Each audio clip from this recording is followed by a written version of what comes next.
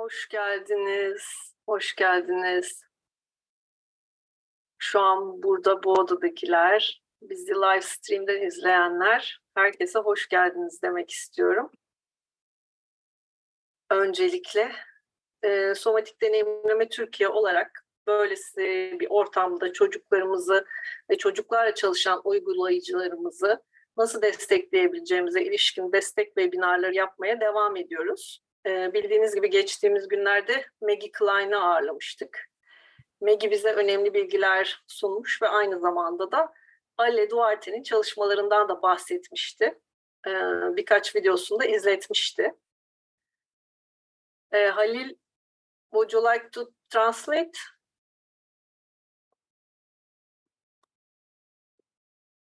Devam edeyim ben. Kısaca... Pardon, sesim kapalıymış. Pardon İlknur. Hemen çeviriyorum. Welcome everyone. As Somatic Experiencing Turkey, we are continuing to support our practitioners who are working with kids and other groups. Therefore, we have many important speakers with us. As you remember, we had Maggie Klein last time, and during her time, she showed some videos of Ale Duarte. So we are very fortunate to have him tonight with us.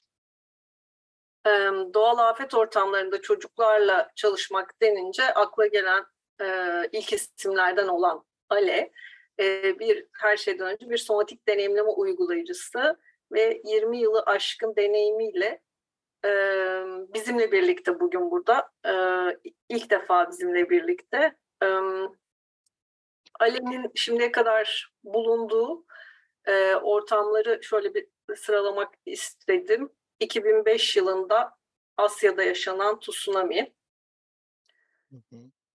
2006 yılında Katrina kasırgası, 2008 yılında Çin'de meydana gelen deprem, 2011'de Japonya'da meydana gelen tsunami gibi birçok ülkede doğal afet alanlarında, sahada ve Sri Lanka ve Suriye'de de iç çatışmalar sırasında özellikle çocuklarla çalışan profesyonellere, terapistlere, öğretmenlere destek sağlamış somatik bir eğitmen kendisi. When we talk about working with children after natural disasters, Ale Duarte is one of the first names coming up to the minds of many people. With more than 20 years of experience, he is a very successful somatic experiencing practitioner. If we just want to list some of the disasters that he was there to help with the professionals, teachers, and therapists, there was 2005, the tsunami in Asia, 2006, Hurricane Katrina, 2008, the earthquake in China, and tsunami in Japan in 2011. He also worked in Sri Lanka and Syria with kids who have been impacted by the internal conflicts. Ale aynı zamanda çocuklara uyumlanmak diye çevirebileceğimiz Tuning to Children eğitiminin de yaratıcısı. Bu eğitimi 2017'de ben tamamlamıştım.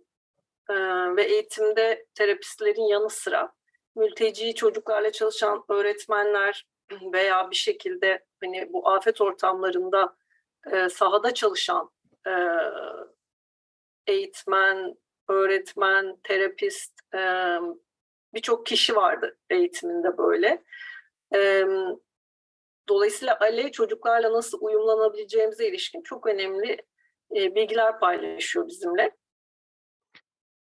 Ale is also the creator of a program called Tune Into Children. I completed that one in 2017. In that training, there was not only therapists, but also teachers and trainers of the children, refugee children. So he really knows about how to attune with the kids, and he will be sharing some of them with us tonight. Bu akşamki sunumun da kaydını paylaşıyor olacağız.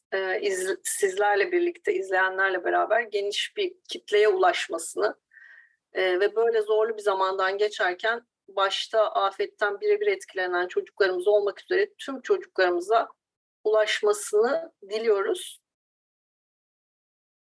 Sorularla ilgili sorularınızı chat'e yazabilirsiniz. Hem live stream'de izleyenler hem burada bizimle bu odada olanlar chat box'a yazabilirler. Arkadaşlarımız bunları topluyor olacak ve hani vakit ölçüsünde Ali'ye iletiyor olacağız. Kendisi cevaplamaktan da memnun olacağını iletti bize. In order to reach as many people as possible, we will be sharing the recording of this evening, and you can write your questions on the chat. Even if you are in the Zoom or in the YouTube broadcast, please send us your questions. He will spare time for questions in different parts of the training, so he would be happy to answer them. Şimdi sözü arkadaşım Güneş'e bırakmak istiyorum. Now Güneş will say a couple of things. Let's have her on the stage as well. Herkese merhaba, hoş geldiniz. İyi akşamlar diliyorum öncelikle. Hoş geldin Ale. Ben de ile Duarte'nin pandemiden bu yana öğrencisiyim. Hem hocam hem mentorum kendisi. O yüzden birkaç şey söylemek istedim onunla ilgili başlamadan önce. Hello everyone. I'm a student of ile Duarte since pandemic, so he is my mentor, teacher. Therefore, I would like to say a couple of things about him before we start. Kendisinin çocuklarla sınıf ortamında, terapi odasında veya herhangi bir ortamda uyumlanmayı, davranış döngüleri ve enerjetik durumlar etrafında öğrettiği eşsiz bir yolu var. He has a very unique way of attuning with children in their behavior and energetic environment in the classroom. İzlediğim tüm çalışmalarında çocuklarla iletişimde sezgisel olmayı, çocuğun içindeki ışığı tekrar görebilmesi için o minik dokunuşların ne kadar önemli olduğunu bana hatırlatıyor. In all the videos or the demonstrations that he has, I'm remembering once again how important it is to be intuitive and to be able to see that light again in the children. Ayrıca çocuklarla birlikteyken herhangi bir etkileşim öncesi yaptığımız hazırlık aşamasının ve etkileşim sonrası ise entegrasyon aşamasının tüm çalışmaların aslında en önemli bölümü olduğunu söylüyor. He always says that it is very important to prepare yourself before you interact with the children, and interaction and then integration. He says these are almost the important steps about this process. Diyor ki toplumlar olarak çocukların performanslarına çok değer veriyoruz. Oysa ki çocukların yaşadıkları deneyim sonucu bunu nasıl entegre ettiklerine, ne hissettiklerine, iç dünyalarında olup bitene odaklansak o zaman dünya bambaşka bir yer olurdu diyor. He says, as a society, we attach too much importance on the performance of our children. But instead of doing that, if we have focused on what do they experience and how do they integrate that after that experience, what do they feel, the world will be a much better place, he says. Ale böyle bir zor zamandan geçerken bizi kırmadı. Sana çok ihtiyacımız var dedik ve şimdi burada bizimle. Hoş geldin Ale Duarte. We called him and we said, Ale, we are going through a very tough time. We need you. And he is very kind that he did not refuse our request. And now he is tonight with us. Thank you very much, Ale, for coming here. Floor is yours. Thank you very much. Thanks for the kind words. Thanks for everyone that took the time to come here and to get some insights about children and especially how work with them in these times of crisis that you guys have with the earthquake. Öncelikle çok teşekkür ediyorum herkese nazik sözleri için. Sizlere de bu akşam bizlere katıldığınız için çok teşekkür etmek istiyorum. Özellikle bu deprem sonrası geçirilen zor zamanda çocuklarla nasıl çalışılacağını, nasıl yardımcı olunacağını öğrenmek adına burada olmanız çok kıymetli. So, when we talk about children, we see that they bring their joy to our encounter. They bring their happiness. They want to play, basically. Çocuklarla çalıştığınızda çocuklar normalde ortama neşelerini getirirler, mutluluklarını getirirler, oynama isteklerini getirirler. And I heard and I see that because I went there in 2015 and in Turkey, and I play with the kids, and there's so much similarity between the kids in Turkey and in Brazil. 2015'te Türkiye'ye gelmiştim. Orada Türkiye'deki çocuklarla oynarken o kadar çok benzerlik görüyorum ki Brezilya'daki ve Türkiye'deki çocuklar arasında. And I think this is very true because I don't remember another place that I went traveling and working with kids that had such a similarity. It seems like I was there in Brazil playing. Şunu da söylemem lazım. Dünyanın gittiğim hiçbir yerinde oynadığım, etkileşime girdiğim çocuklar Türkiye'deki ve Brezilya'dakiler kadar birbirine benzemiyordu. Sanki ben Türkiye'deyken Brezilya'daki çocuklarla oynuyormuş gibiydim. And this was really fun for me, really fun. Ve gerçekten benim için çok keyifliydi. And I saw in this joy the kids bring also during the crisis that sometimes make us professionals not necessarily know what to do in time of crisis. Hı hı. Çocuklar bu neşelerini kriz zamanlarında da getirebilirler ve biz uzmanlar genellikle bununla ne yapacağımızı bilemiyor olabiliriz zamanın ağırlığı içerisinde. So with that, I'd like to make a very quick agreement with you here. O yüzden sizle hemen hızlıca bir anlaşmak istiyorum bu akşam için. With all respect for the moment, Yaşanan ana her türlü saygımız sonsuz. I wonder if it's okay for you, for us also include some moment of to talk about the expansion of kids when they feel happy. Is that okay? Bu akşam sizlerle konuşurken çocuklar mutlu olduklarında nasıl o genişlemeyi yaşıyorlar, onu da konuşalım istiyorum, deneyimleyelim istiyorum. Sizler için de okey midir bu? Can we talk about trauma at the same time we can talk about construction and expansion? Bir taraftan travmadan bahsederken bir taraftan yeniden yapı oluşturma ve büyümeden, genişlemeden bahsedebiliriz değil mi bu akşam? What do you think, guys? Okey miyiz? Ne dersiniz? Good. Thank you. You know what I'm saying that because I've been working so much into, some of disaster areas and places that has a crisis. Neden böyle söyledim biliyor musunuz? Böyle travmalardan geçmiş, böyle krizler yaşamış pek çok ortamda çalıştım. And I went with teams of people that when they met children in those circumstances, Ekiplerle gidiyorum oraya. Sonra o ekipler çocuklarla bir araya geliyorlar. these professionals, they felt really awkward to be playful. Uzmanlar oraya gittikleri vakit oyuncu olmak konusunda kendilerini çok tuhaf hissediyorlar.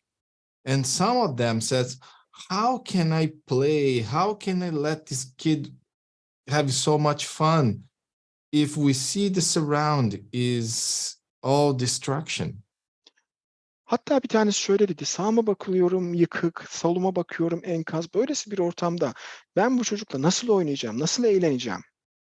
So this is one of the first agreements I make because we can be respectful and follow the energy of play, which is the energy that will help children to self-regulate. Hı hı. O yüzden o anlaşmayı yaparım her zaman.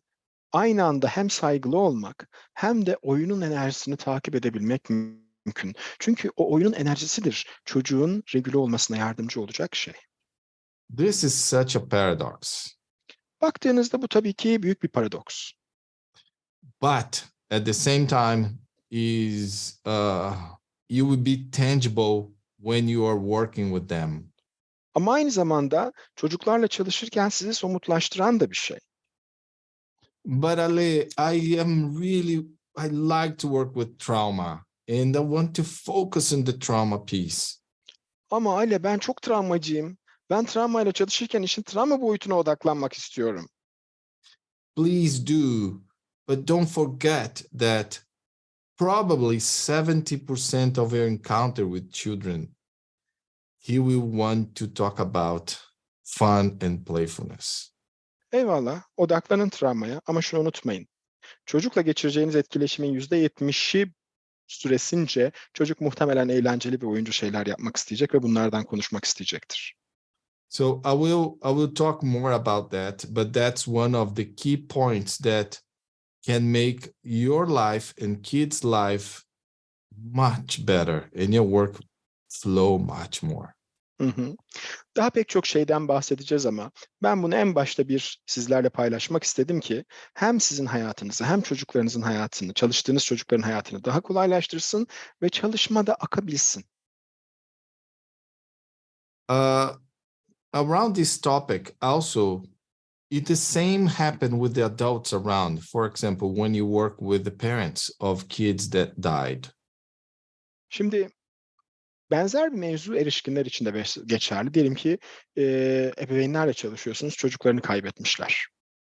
For example, working with grief or groups of grief, when you go to the field, when you go down there where the earthquake happened and you ask them to make a circle when you want to start to talk about it. It's very, very touch situation. Hı hı. Yaz çalışıyorsunuz diyelim ki hem bireysel olarak olabilir ya da grup halinde. Gittiniz deprem bölgesine, aradan biraz vakit geçmiş.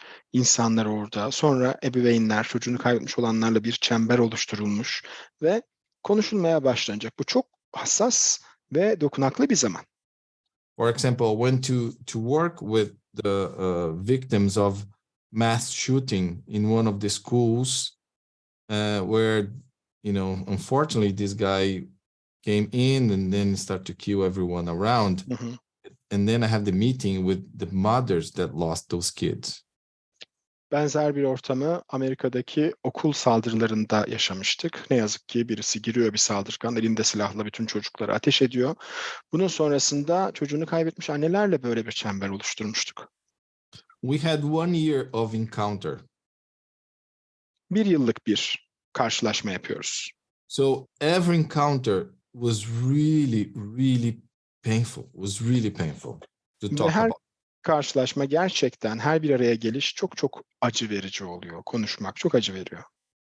And then in the middle, I realized there was a pattern that was happening with the group. Sonra ortalara doğru bir örüntü fark ettim. Grupta olan bir şeyi fark ettim.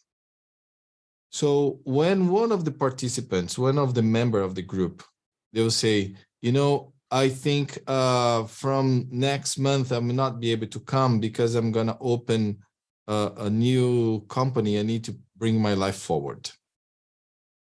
Mesela diyor ki katılımcılardan bir tanesi, ben önümüzdeki ayki toplantıya katılamayacağım çünkü işte kendime bir iş yeri açıyorum. Artık hayatımı ilerletmem gerekiyor, devam etmem gerekiyor. And then unconsciously, the other members of the group will say, "Oh, yes, it's good for you. Congratulations." Grubun diğerleri hemen böyle şunu diyorlar. Ne kadar iyi yapmışsın, tabii ki, tebrik ederiz. But right after, they will start another type of talking saying that if you go forward with your life, it's because you don't love the one you lost. You don't love your child. Ama sonra aradan biraz geçince şöyle diyorlar. Hayatına devam etmek demek çocukları geride bıraktığı, o kaybettiği çocuğu sevmediği anlamına gelmiyor mu? You're going to go forward with your life. It means that you forgot your child. Hayatına devam ediyorsa insan o çocuğu unutmuştur demek ki diyebiliyorlar. So when I realized this pattern was happening once, twice, and 3 times, because every time that happened, the group will start to get more stiff and cry so much. Bunu bir kere gördüm, 2 kere gördüm, 3 kere gördüm. Çünkü her defasında bu olduğu vakit grup daha da kendini katılaştırıyor, ağlamalar vesaireler. And then I make an agreement with them and say, please, let's have an agreement here. Ondan sonra dedim ki hadi bir anlaşma yapalım. How would the group react if some of you start doing better in your life, despite the fact that you had your loss, but your life start to move forward? How would you feel? Evet, hepinizin kayıpları var ama ileride bir gün aranızdan birisi ya da birkaçı hayatına devam ederse, hayatında bir ilerleme, bir iyileşme yaşarsa, buna nasıl tepki vereceksiniz diye sordum.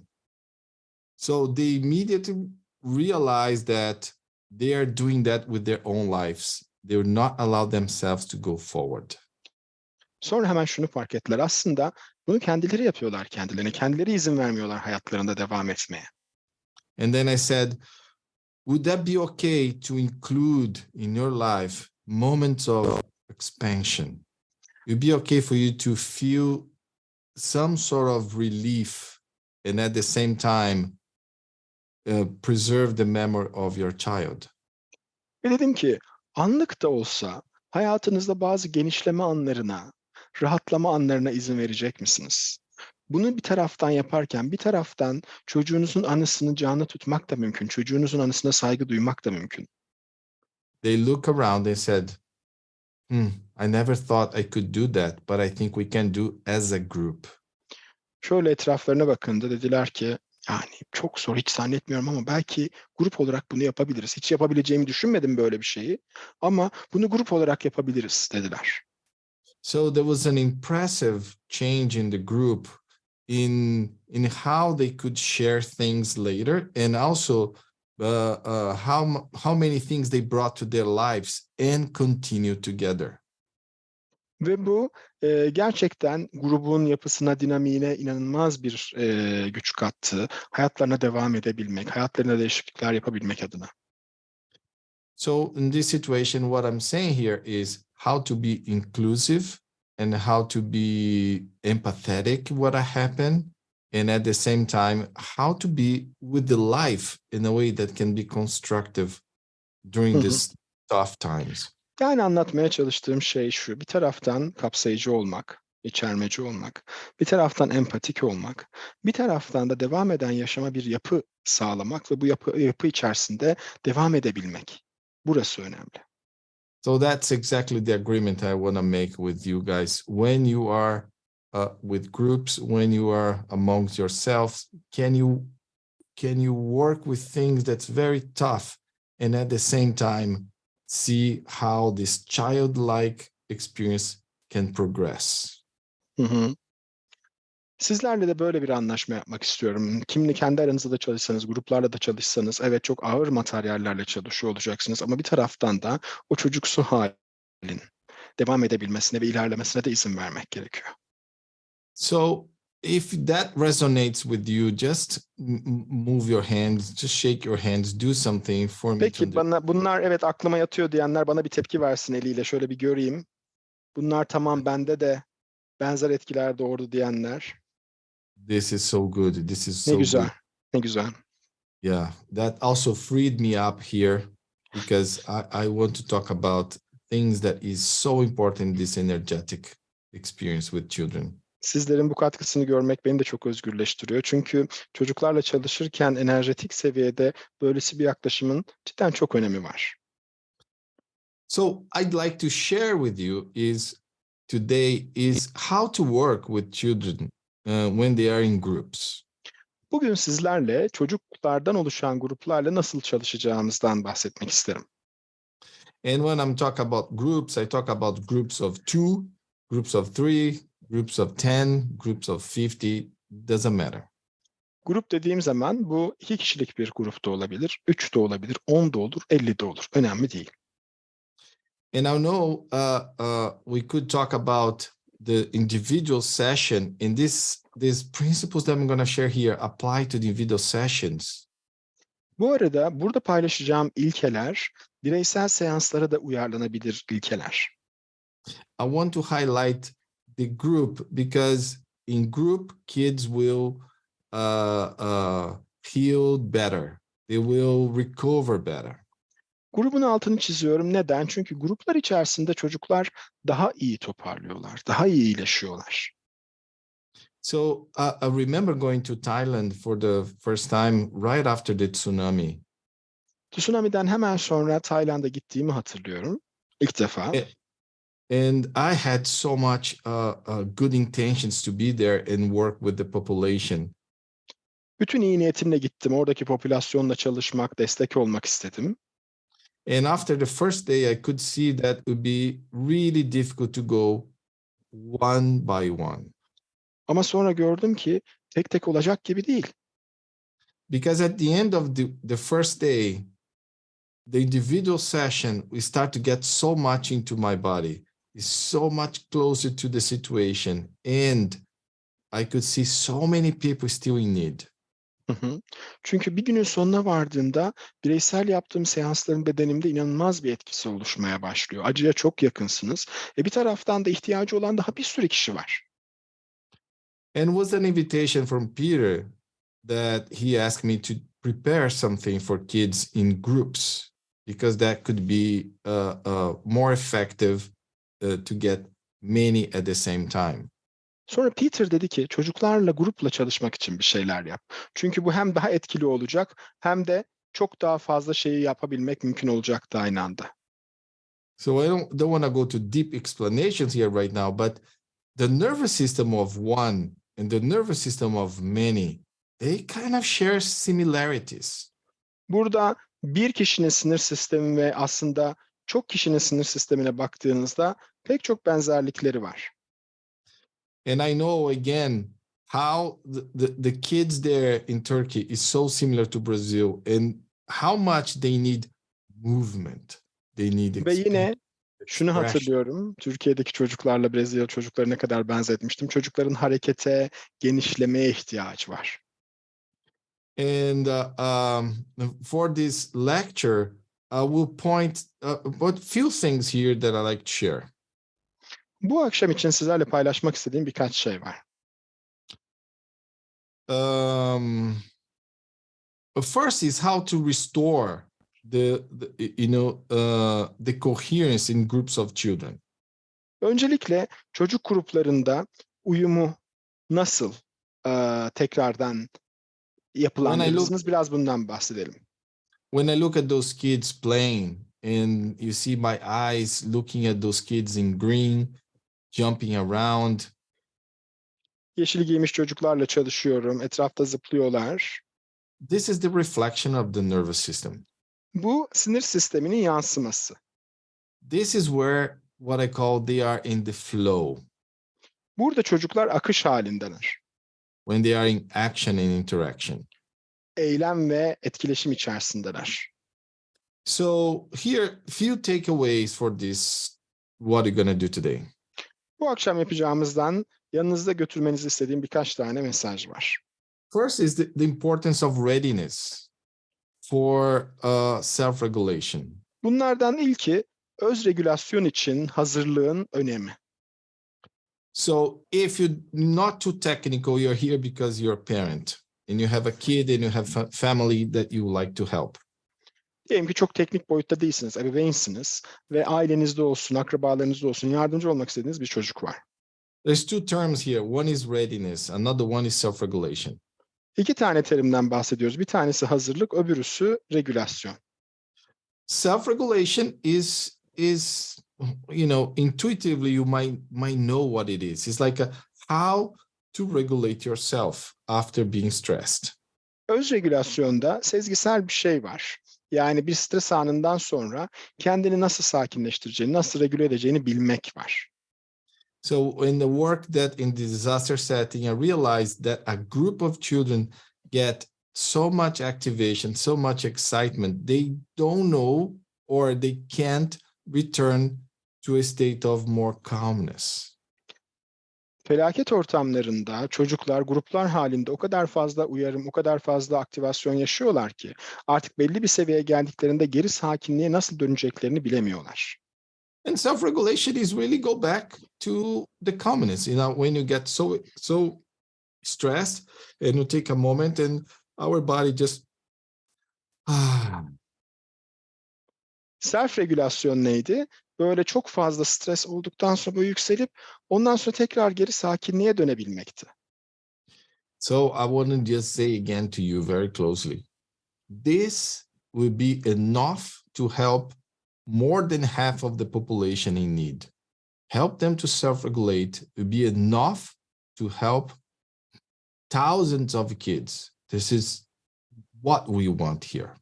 Ve sadece bu bile yardım ettiğiniz popülasyonda inanılmaz oranda yardım etmenize yardımcı olacak bir şey. Sadece bunu öğretebilmek, öz regülasyon, kişinin kendini tekrar regüle edebilmesini sağlamak, içinde bulunduğunuz, destek vermek istediğiniz popülasyonda büyük oranda destek sağlayacaktır.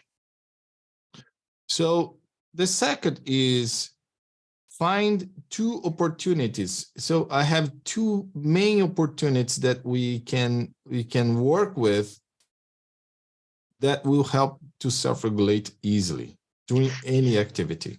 Herhangi bir faaliyette öz regülasyonu mümkün kılan iki tane önemli fırsat var. So, and third here, I'd like you to use the same principle for all the activities you do, whether it's individual or in groups. Üçüncü noktada şu, ister bireysel ister grup faaliyetleri yapın, aynı ilkeleri yine buradaki aktiviteleri yaratırken ve uygularken de kullanmak. So I'm going to show movement, I'm going to show situations with children here, but you can do this in your class, in the school, the mathematics, or in the conversation or storytelling. Burada bir takım hareketler göreceğiz, bir takım çocuklarla alakalı durumlar göreceğiz ama siz bunları sınıfınıza da uyarlayabilirsiniz, gruplarınıza da uyarlayabilirsiniz, matematik dersine de uyarlayabilirsiniz ya da beraberce bir hikaye yaratmaya da uygulayabilirsiniz. Many activities. Pek çok aktivite var. And very quick here, I just want to honor Peter Levine because without his input, this would not be able to happen. And I'm here just as a community, a part of the community, to say, thanks, Peter. Ve yeri gelmişken burada Peter'ı da anmadan geçmek istemem. Kendisinin oluşturduğu bu yaklaşım, bu girdi olmasaydı bütün bunları paylaşmak mümkün olamayacaktı. O yüzden hepinizin de parçası olduğu camiamız adına Peter'a teşekkür ederim diyorum. So let's start it. Peki, başlayalım. From the field to here right now. Sahadan şimdiye ve buraya. So let's again look at this picture here. Hadi buradaki resme bakalım tekrardan. When I'm working with the groups of kids, Bir grup çocukla çalışıyorum. I am very precise in moments that during the activity that creates some sort of readiness. Bir kere faaliyet içerisinde, aktivite içerisinde bir hazır olmayı halini yaratmak konusunda çok eminim. We see this picture here when I'm asking something for this child or doing something with them. What do you think they are feeling in their body right now? What is the Sizce sensation? şu anda onlara bir şey yapmalarını ya da bir şey isteyeceğim, bir şey soracağım. Sizce bedenlerinde ne hissediyordur, ne duyumsuyordur bu çocuklar? You know, who is teacher here? Just raise your hand if you're working. Aramızdaki öğretmenler elini kaldırabilir mi? Let me see here. Öğretmenleri bir görelim. Yeah.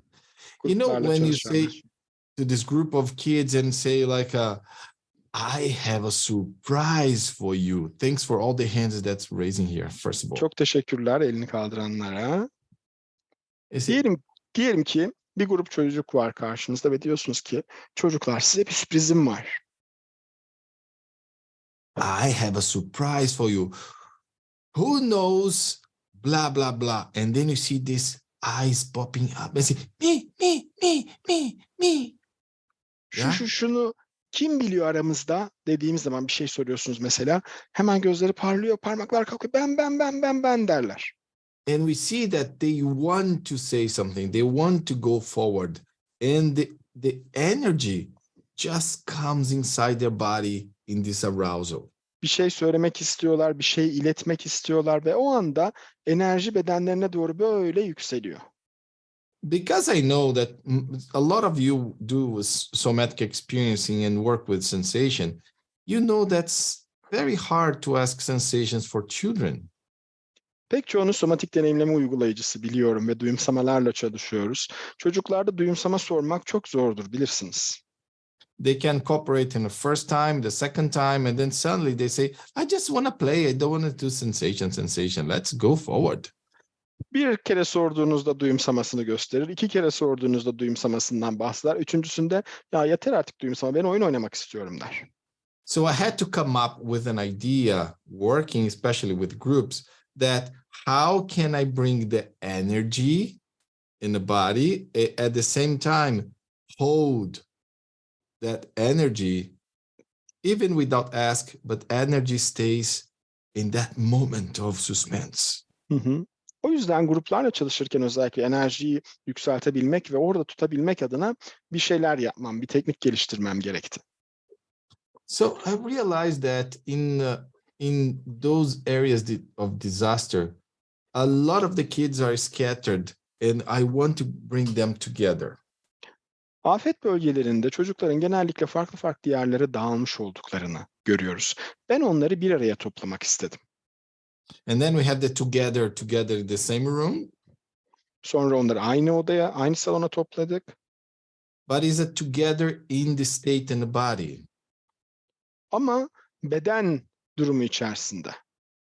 And then I thought, let's bring the energy up in this readiness. Let's meet together in readiness. All of us. Sonra dedim ki şimdi bedensel olarak bir araya geldik ama bir de hazır olma haliyle buluşalım. Hazır olma haliyle bir araya gelelim.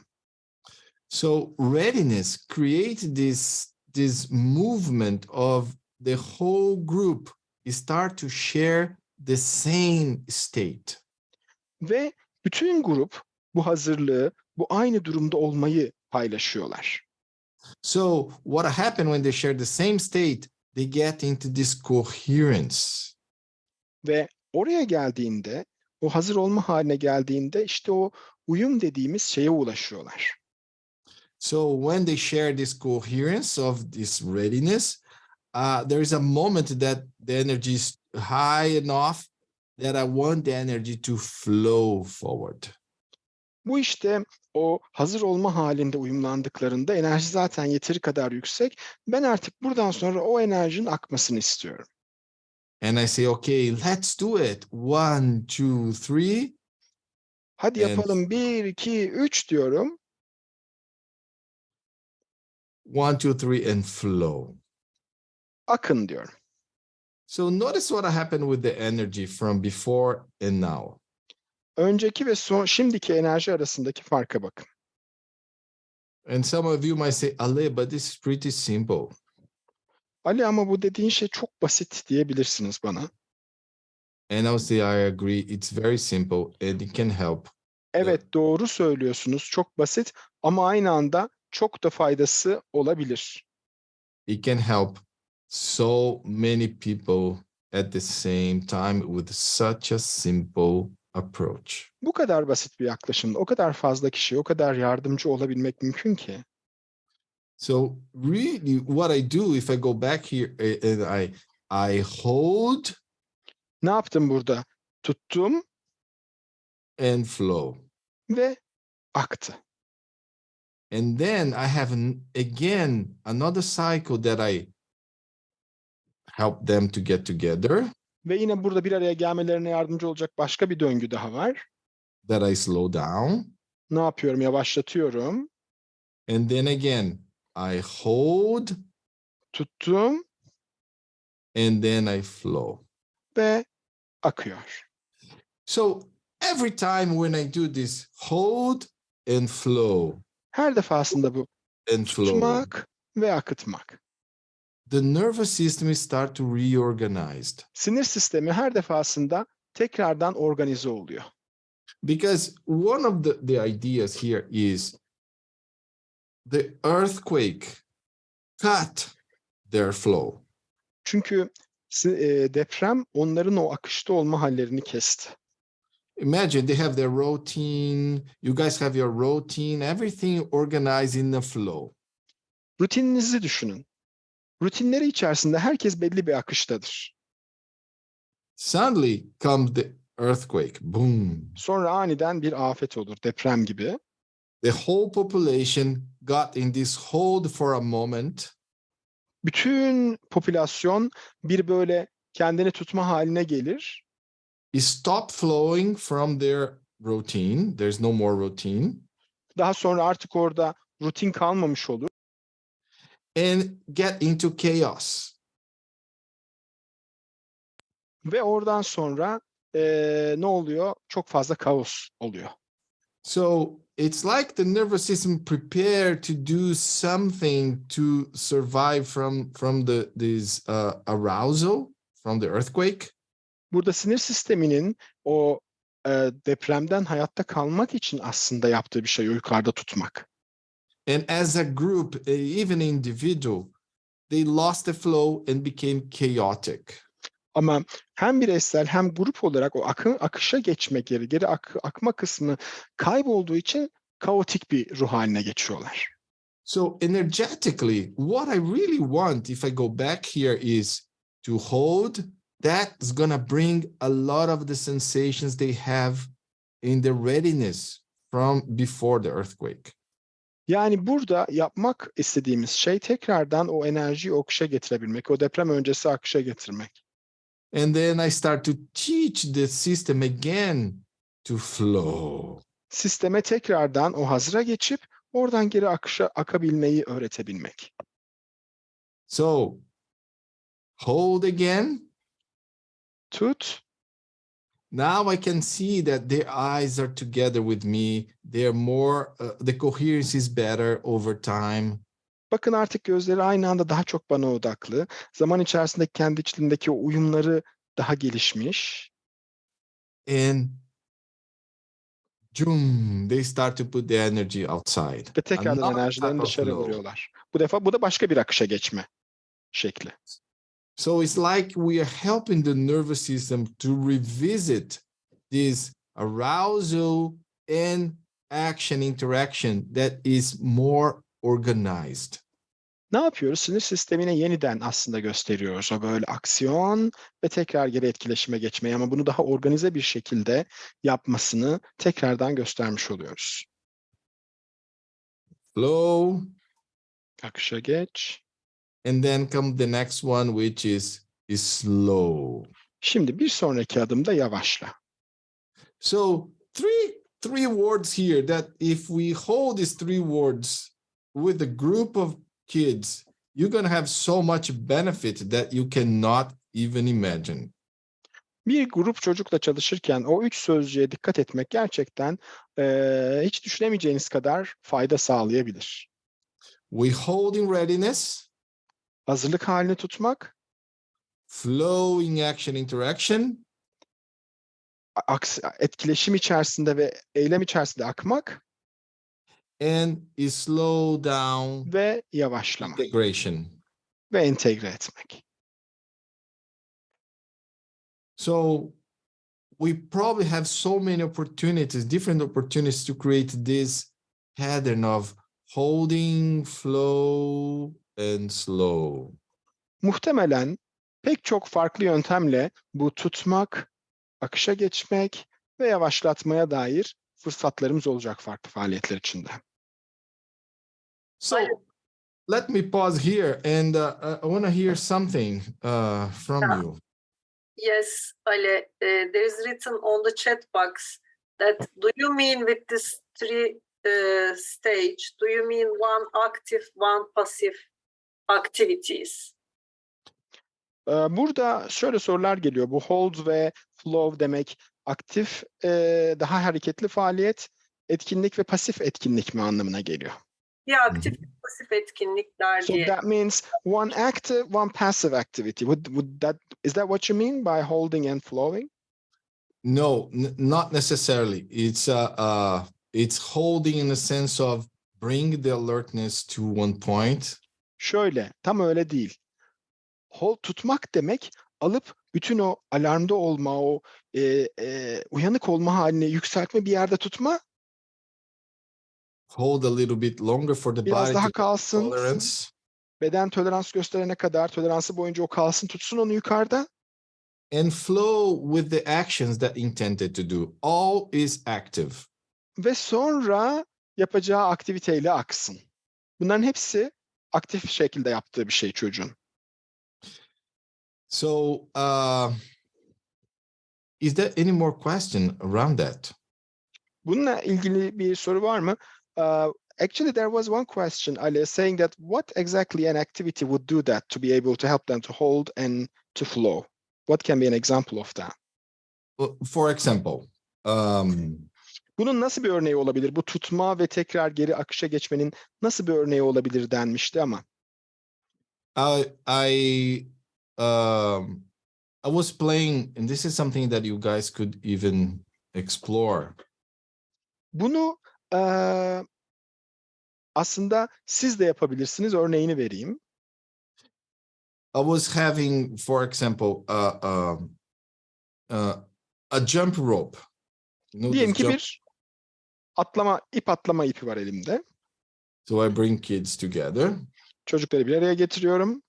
and they make a line or whatever they're doing, Sıraya giriyorlar. and they're waiting. And I say, okay, who is the first one? Okay, Ve bekliyorlar. Diyorum ki kim geliyor ilk? I'm gonna just start it. Başlıyorum. You hold. Tutuyorlar. Onlar orada duruyorlar. İpe girmek için bekliyorlar. When you feel ready, Hazır olduğunda you just go. hadi bakalım diyorsunuz. Holding and flow through. Tuttu ve aktı. There's so many activities could be done with that. It doesn't need to be physical. Hani bunu yapmanızı sağlayacak pek çok aktivite olabilir. İlla fiziksel olmak zorunda da değil. Another activity, just for you not think this physical one, Mesela fizikselin dışında bir aktivite düşünmemiz gerekirse is storytelling. o da hikaye anlatım etkinliği olabilir. You get a book Bir kitap var diyelim. and you say, once upon a time, there Bir was varmış, bir this yokmuş. kid. Bir çocuk varmış. I don't know what the story would be, and suddenly he saw the mountain and he wants to go to the mountain, but he could not go. Artık hikaye nasıl olursa diyelim ki bir dağ varmış evinin karşısında. Hep o dağa gitmek istermiş ama bir türlü gidemezmiş. We can say, okay, before this kid go to the mountain, how would you do that? Mesela diyoruz ki bu çocuk bu dağa gitmeden önce, dağa gitmesine gelmeden önce siz nasıl yapardınız? Either the story will carry that, Bunu hikaye de taşıyabilir. or they will do it. You ask them to do it, to draw something, to make something tangible. Ya da bir aktiviteye dönüştürebilirsiniz. Çocuğun dağa çıkmasını çizebilirler mesela. So I'd like to show here a sequence of a slideshow, a deck. Yine size bir dizi slideshow'la bu aşamaları göstermek isterim.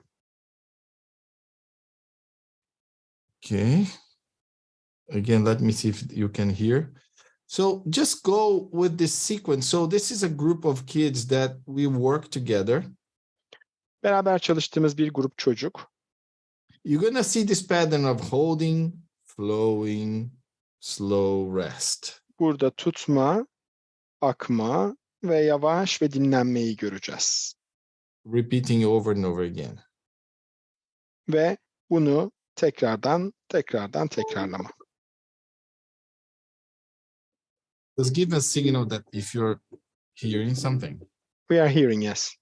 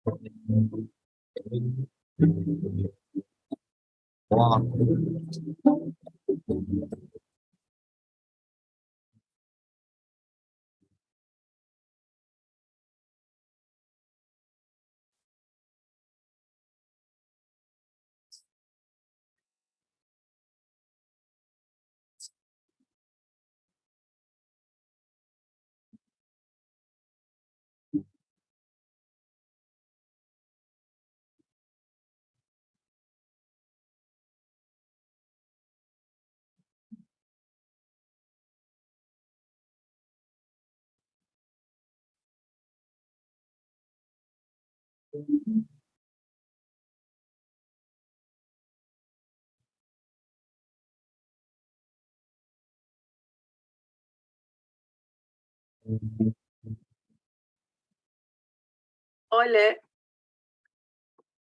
we don't hear the music, just seeing the pictures. Oh, you're not seeing the music. Seeing the pictures, but not hearing the music. If it's Okay. if it's okay for you, no problem. Yes, now it's better. Hello.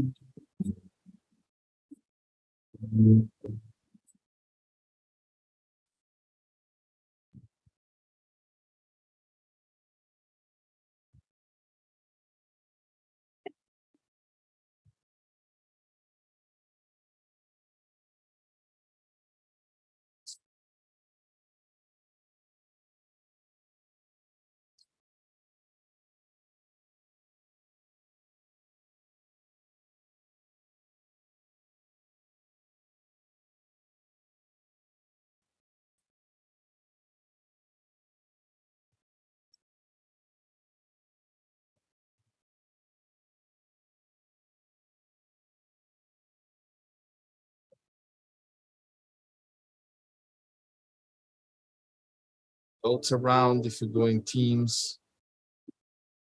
Burada takımlar oluşturuluyor yine. Erişkinler, çocuklar. Continue to flow. Bu akışta olmaya devam etme. So there's a moment that the nervous system now start to get in the moment of resting. Şimdi de sinir sistemi dinlenme halinde. That's where the healing start to get into place because integration is so important in this part. İyileşme işte burada gerçekleşiyor. Çünkü entegrasyon bu noktada çok önemli bir adım. Ale, there is a question in the chat. Shall we ask it now or after the slideshow? Maybe. Slideshow. Okay. So here now integration is getting more reflective. We start to talk about things. Şimdi burada entegre etme kısmı, bütünleştirme kısmı daha bir yansıtma seviyesine geçiyor. Konuşmaya başlıyoruz. Deneyimle ilgili konuşmaya başlıyoruz.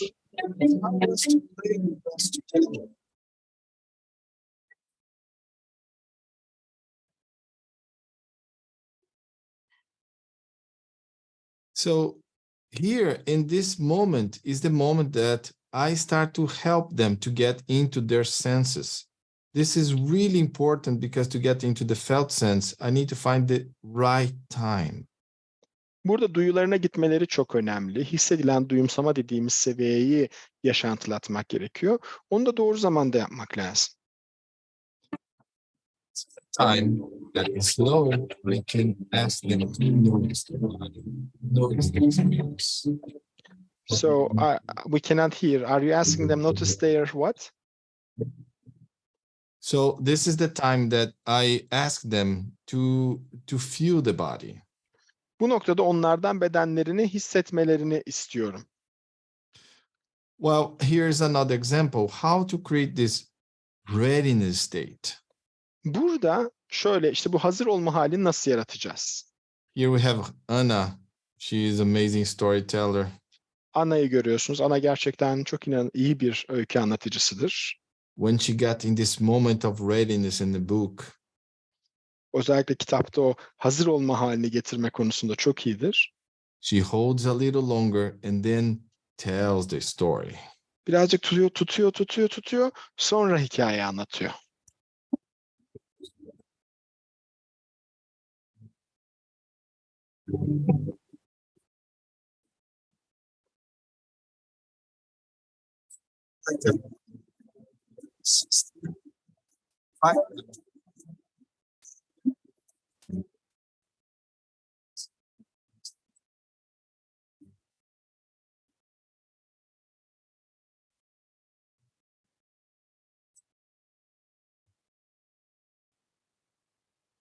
Halil? Yes. So now they start to flow with meaning. Şimdi de burada anlamla akıyorlar. It's not only physically, but now that you experienced that, let's do another activity. Sadece fizikselle kalmıyorlar. Diyoruz ki tamam, madem şimdi bunu deneyimledik, bunu hissettik, hadi bir şey daha yapalım. Yes, and when you're ready, just show and start to do your action interaction or writing or drawing. Hazır olduklarınızda bir etkileşim yapabiliyorsunuz ya da bir çizim yapabiliyorlar.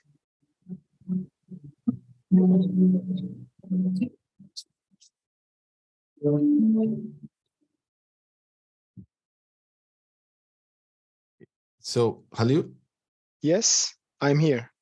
Okay, so there, when you got the moment that we have the expression, now is the time that I'm slowing down and bring them to their senses.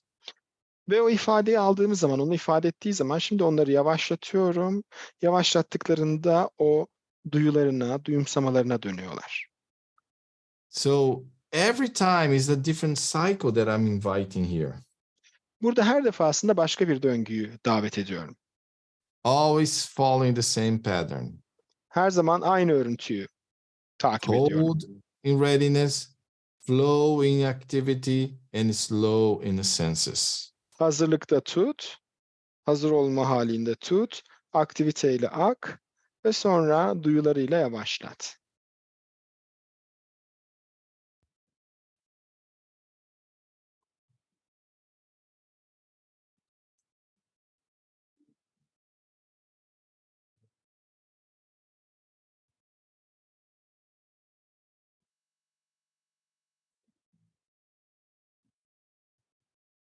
So what I gave here to you right now, I just want to pause, is that was like a 40 minutes intervention with the group.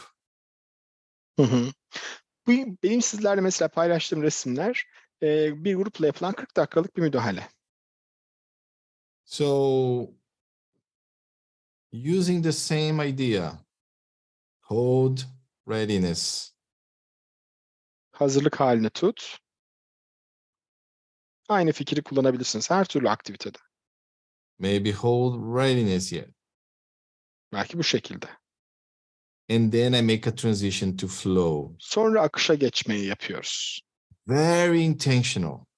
Çok kasıtlı olarak yapıyorsunuz. Bu niyetle yapıyorsunuz. Take the right time to flow. Akışa geçmenin doğru zamanını bulmanız lazım. And when they flow, they play. Akışa geçtiler, oynadılar. I make a transition to slow. Bu defa yavaşa geçmek konusunda bir geçiş yaptım. Whereas the process of get into the senses. Burada işte duyulara geçme, duyuları hissetme. Orası var. So these are three intentional transitions that I have when I'm speaking with the client, when I'm doing activity, when I'm for anything, I use the same sequence. Yani danışanlarla ister konuşuyor olayım, ister aktivite yapıyor olayım, hep aynı dizi vardır bende. Hazırlık seviyesinde kalsın, tut, akışa geçir ve sonra yavaşlatıp duyularına döndür. And sometimes I hold and flow, hold and flow, hold and flow, slow. Bazen de tut, akışa geçir.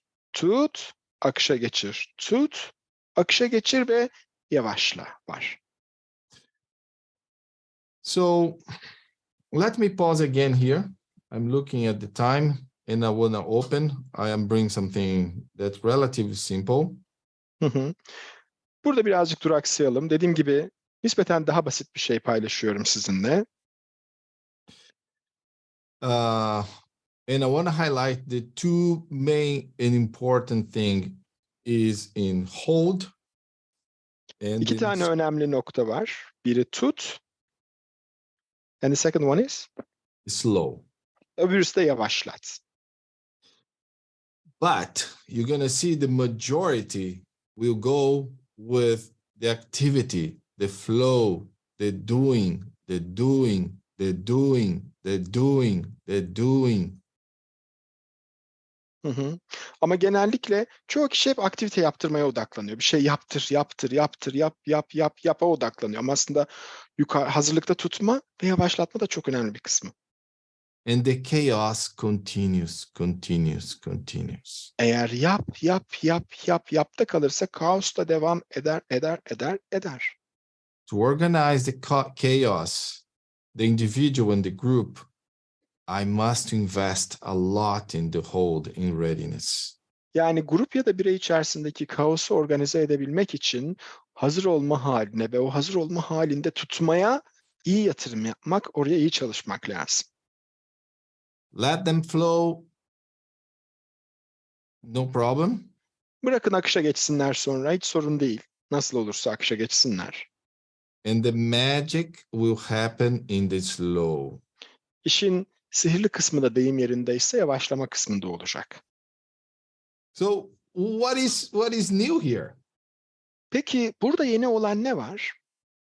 I don't think there's so much thing new, but what I want to say is this is a very strong reminding that we must look at these two important phases, the readiness and integration, more than the activity itself. Hı hı. Yeni olan pek çok bir şey yok ama yeni bir şey olarak alır mısınız bilmem ama bizim hazır olmaya getirmek, o hazır olmakta tutmak ve sonra da yavaşlatıp o entegre etmek, bütünlemek, duyulara getirmek konusuna asıl özen göstermemiz gerektiğini hatırlatmış olalım. Because again, like you said in the introduction, the society is driven for performance, and performance eat integration. Hı hı. Burada toplum hep performans üzerine odaklanmış. Bir şey yaptırmaya ama aslında entegrasyon kısmının nerede geldiğini gördük. Let me give a very clear example, and then I transition to Ilknur. Net bir örnek vereyim, ondan sonra İlknur'a döneceğim sorular için. Kids are playing any Çocuklar game, a boarding game or a physical game or storytelling or go to the movies, anything. herhangi bir oyun oynuyorsunlar. Bir kutu oyunu olabilir, öykü anlatımı olabilir, fiziksel bir oyun olabilir, her ne olursa. And then they finish the activity. Sonra aktiviteyi bitirmiş olsunlar. Hey, okay, goodbye. Hadi hoşça kalın, bitti aktivite. And then you say, wait, stay with me. Let me ask you, how was that for you? Bunu yapmak yerine şunu yapıyorsunuz. Bir dakika gitmeyelim. Nasıldı bu faaliyet? Bir söyler misiniz bana, nasıl geldi size? I'm inviting for reflection. Oradaki yansıtmalarını almak istiyorum. And usually what happens is no one has time to do that. Ve genellikle ne oluyor biliyor musunuz? Kimsenin bunu yapmaya vakti kalmıyor.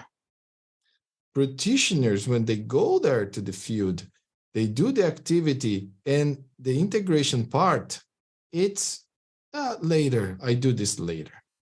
Genellikle sahaya giden uygulayıcılar aktivite yaptırmaya odaklanıyorlar. Ondan sonra ya bunun entegre etme kısmının ya şimdi zaman kalmadı, onu daha sonra bir baksak. Buna dönüyor. But I'd like you to see that the first part, the readiness, the hold.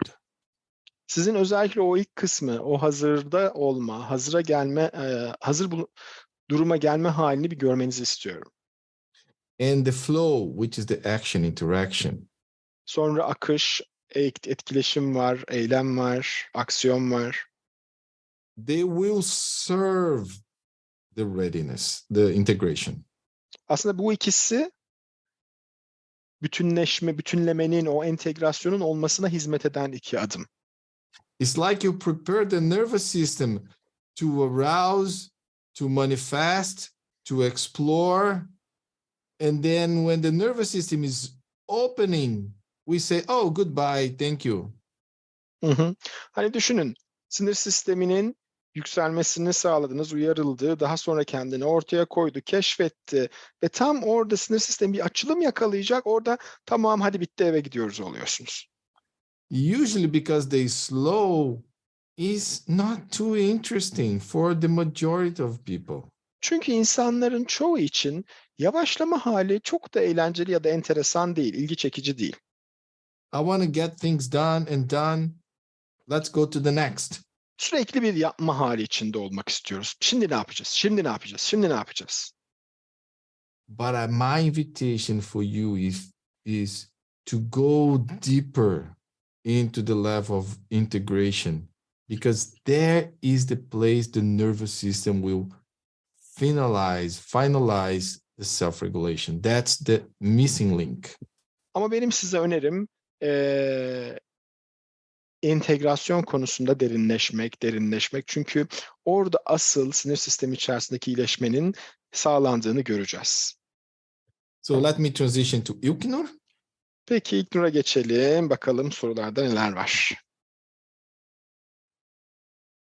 We have many questions, Ali. Pek çok soru var Ali.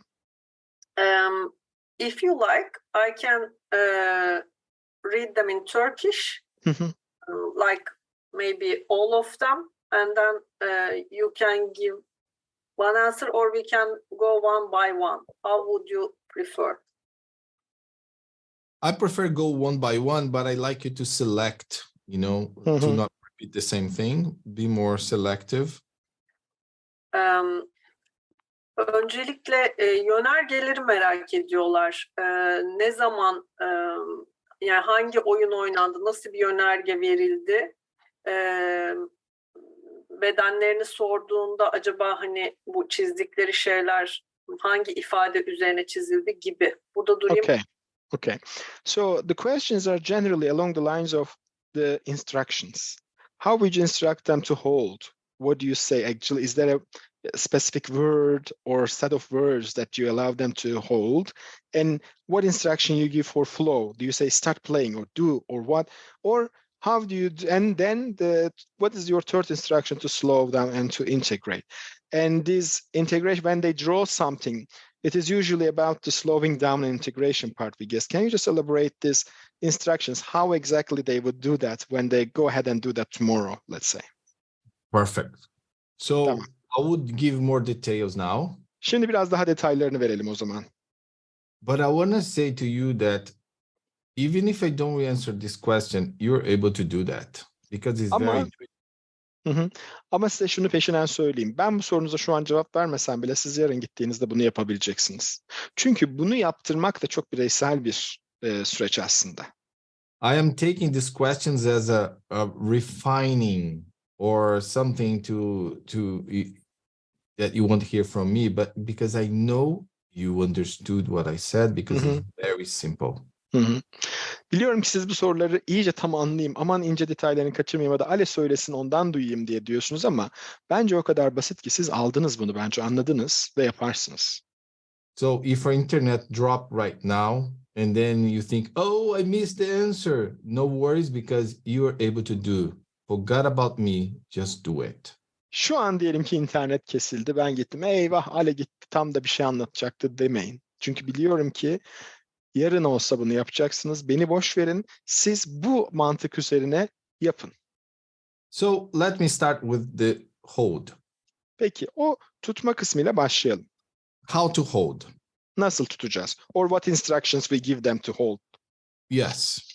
So things to be important in hold is this binary of alert and curiosity. Şimdi tutma kısmında dikkat etmeniz gereken iki şey var. Bunlardan bir tanesi tetikte olma, uyanık olma ve meraklı olma. For example, mesela right now in the states of readiness, everyone there is in hold into the alertness. Şu an mesela hazır olma hali içerisinde herkes o uyanıklığıyla şu an tutuyor vaziyettesiniz sizde. Is existential. They say, oh, what's gonna happen with my life? So everything is on hold. What's gonna happen with my life? This future. Ya da şu an insanlar o vaziyette o bölgede diyorlar ki acaba ne olacak hayatıma? Varoluşsal bir şey bu. Because we know they lost so many things, so the hold, the readiness is a readiness of alert. O kadar çok şey kaybedildi ki bölgede. Buradaki o tutma hali aslında sürekli tetikte olmayı, alarmda olmayı tutma hali. Usually when kids or adults are holding this alertness, the flow usually is very defensive and aggressive or offensive. Eğer kişi ya da gruplar sürekli tetikte olmayı tuttularsa bunun akışa geçmesi genellikle savunmacı ya da ofansif, böyle saldırganla neredeyse diyebileceğimiz bir şekilde olabilir. Because if they alert, it's like, oh, something bad's gonna happen, and then they act in a way that is in survival. Hı hı. Çünkü tuttukları kötü bir şey olacak galiba'yı tutuyorlarsa, kötü bir şey olacak mı? Harekete geçmeleri de buna verilecek bir sağ kalımsal yanıt oluyor. For example, in the classroom, I had one person actually was in the work there in Turkey in 2015. 2015'te Türkiye'de bir sınıfta yaptığımız çalışma vardı. And this guy, he was really very good humor. And he said, Ale, do you want to know how I create the hold, the readiness for my children? Bir tane adam vardı, dedi ki, çok da esprili bir adam. Ben çocuklarımda tutmayı nasıl yaratıyorum biliyor musun dedi. I arrive in a classroom, they Sınıfa look at me, giriyorum dedi. Bana bakıyorlar and I dedi. bang in the table, Masaya şöyle bir vuruyorum elimle dedi. and everyone is very Öyle quiet bakıyorlar. for the whole class. Sessiz bir şekilde bütün sınıf böyle bana bakıyordu. So this is one way of how not to do it, the hold. Şimdi tutmayı böyle yapmayacaksınız. Tutmayı nasıl yapılmaz diyorsanız tutmaya böyle geçirilmez. Because in order to control the chaos, you bring more alertness. As soon as you leave, what happens is the chaos is back. Çünkü kaosu durdurmak adına böyle bir şey yaparsanız o nokta için bir durdurmaya yol açar ama siz o uyaranı çektiğiniz zaman ortamdan kaos geri döner. And then I asked him and I said, I was calling him Kevin Space because he looks like a Kevin Space, the actor. Kevin Space diyordum ona ben. Çünkü Kevin Space'e benziyordu yüzü. And I said, Kevin Space, do you know what happened after you finish your class? Kevin Space dedim. Senin dersin bittikten sonra ne olduğunu biliyor musun? I say, oh, everyone is really quiet. Herkes çok sessizdi dedi. And I said, do you know what happened with the teacher that goes after you? Peki senden sonraki derse giren öğretmene ne olduğunu biliyor musun diye sordum. And he said, no. Yo dedi. And then the other teachers were together. They said, oh, that's why when I arrive, everyone is really destroying the whole class. Diğer hocalar dedi ki, ya bir dakika, demek onun için senden sonraki derslere girdiğimizde ortalık mahvolmuş oluyordu. Her tarafı yıkıp deviriyorlardı çocuklar. Demek bundanmış dediler. And then he said, oh, I never thought about it. Allah dedi, ben hiç bunu düşünmemiştim böyle olacağını. And this is the chain that happens in the school, for example, but could happen in one work after work. Bunun bir zincirleme etkisini düşünün okulun içerisinde ya da yaptığınız çalışmadan çalışmaya. If you arrive in a place and the kids are in big chaos, make sure what happened before. And probably there was a lot of hold in alertness. Eğer gittiğiniz yerlerde çocukları genellikle kaotik bir hal içerisinde bulursanız hep bir öncekini düşünün. Büyük ihtimalle siz gelmeden önce alarmda olmaya dair bir tutma hali yaşamışlardır. So you probably can give many examples of how to create alertness in the classroom or alertness in your workspace. Hem çalışma yerinizde hem sınıfınızda o alarmda olmayı, o tetikte olmayı yaratabilecek pek çok yöntem gelir aklınıza diye tahmin ediyorum. For example,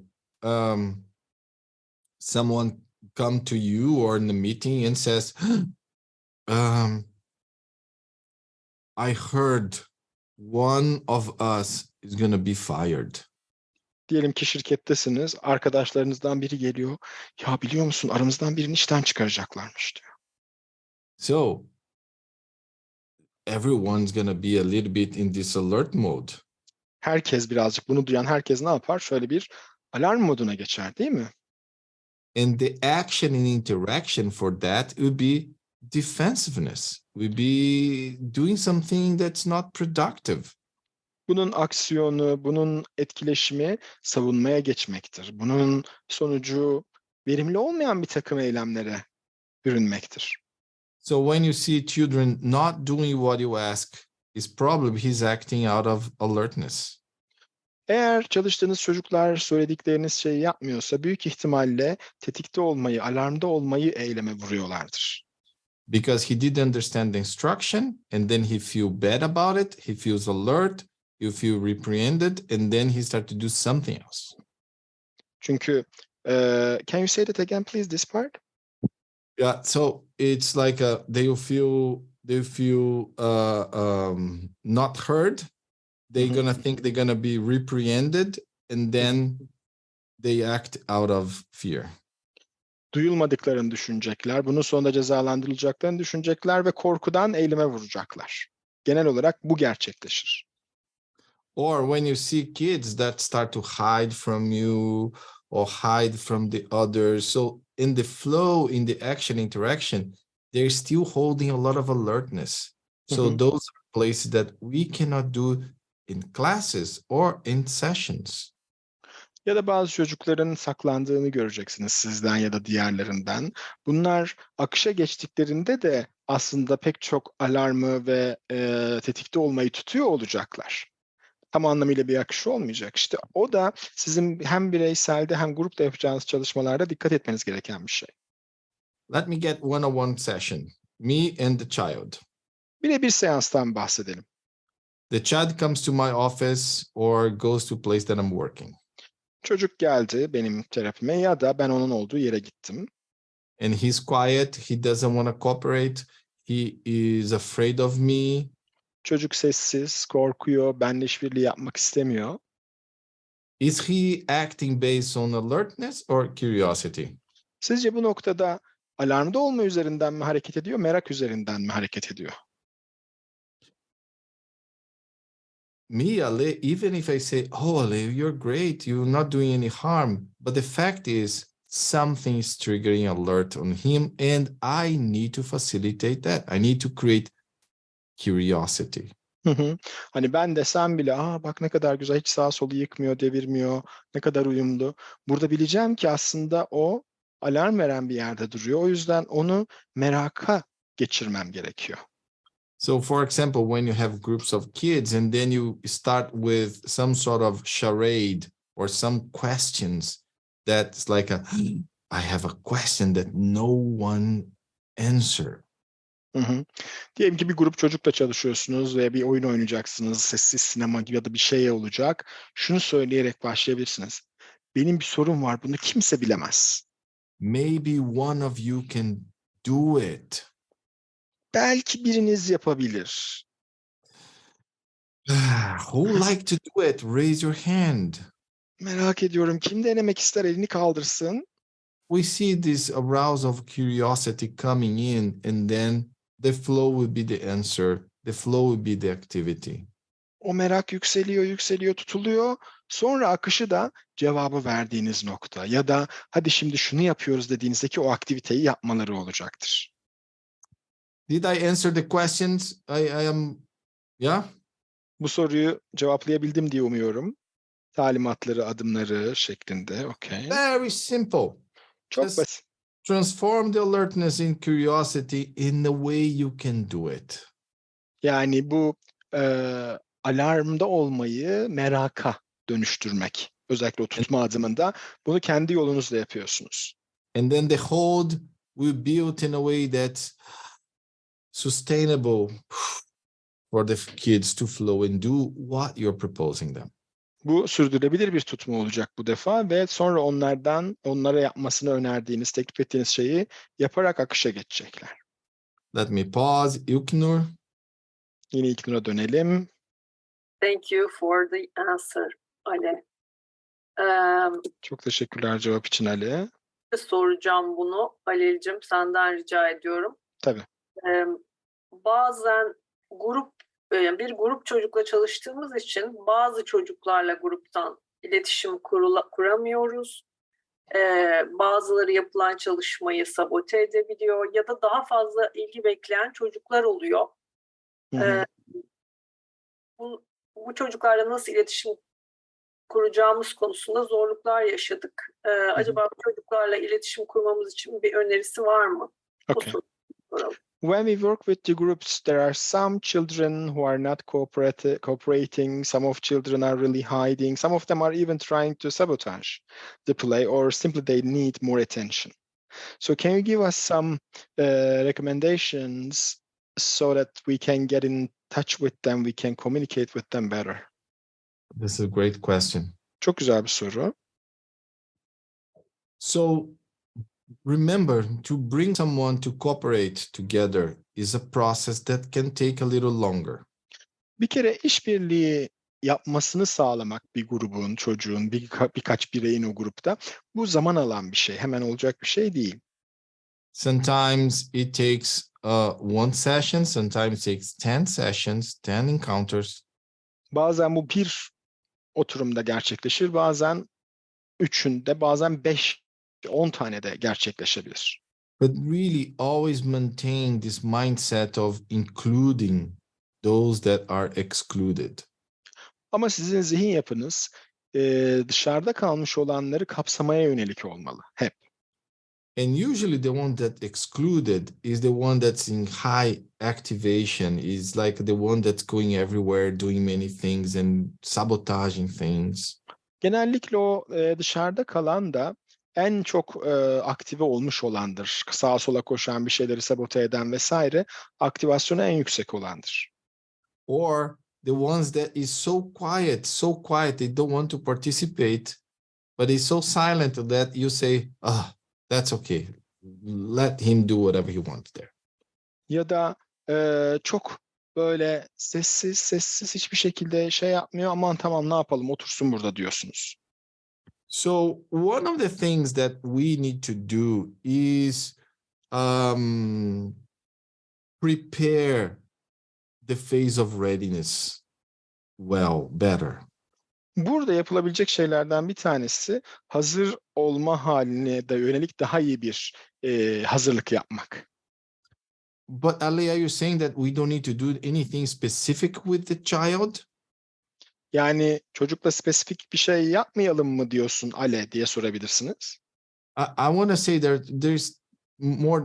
I'm going to show two approaches. Size iki yaklaşım göstereceğim. The first one is prepare better the readiness, the hold. Birincisi o hazır olma, o tutma haline daha iyi bir hazırlık yapmak grupla. When we work well with readiness, we have better chance for them to do and cooperate more into the flow, into the action interaction. Çünkü tutma halinin o hazırlığını daha güzel yaparsak akışa geçmekte çok daha iyi olacaklar.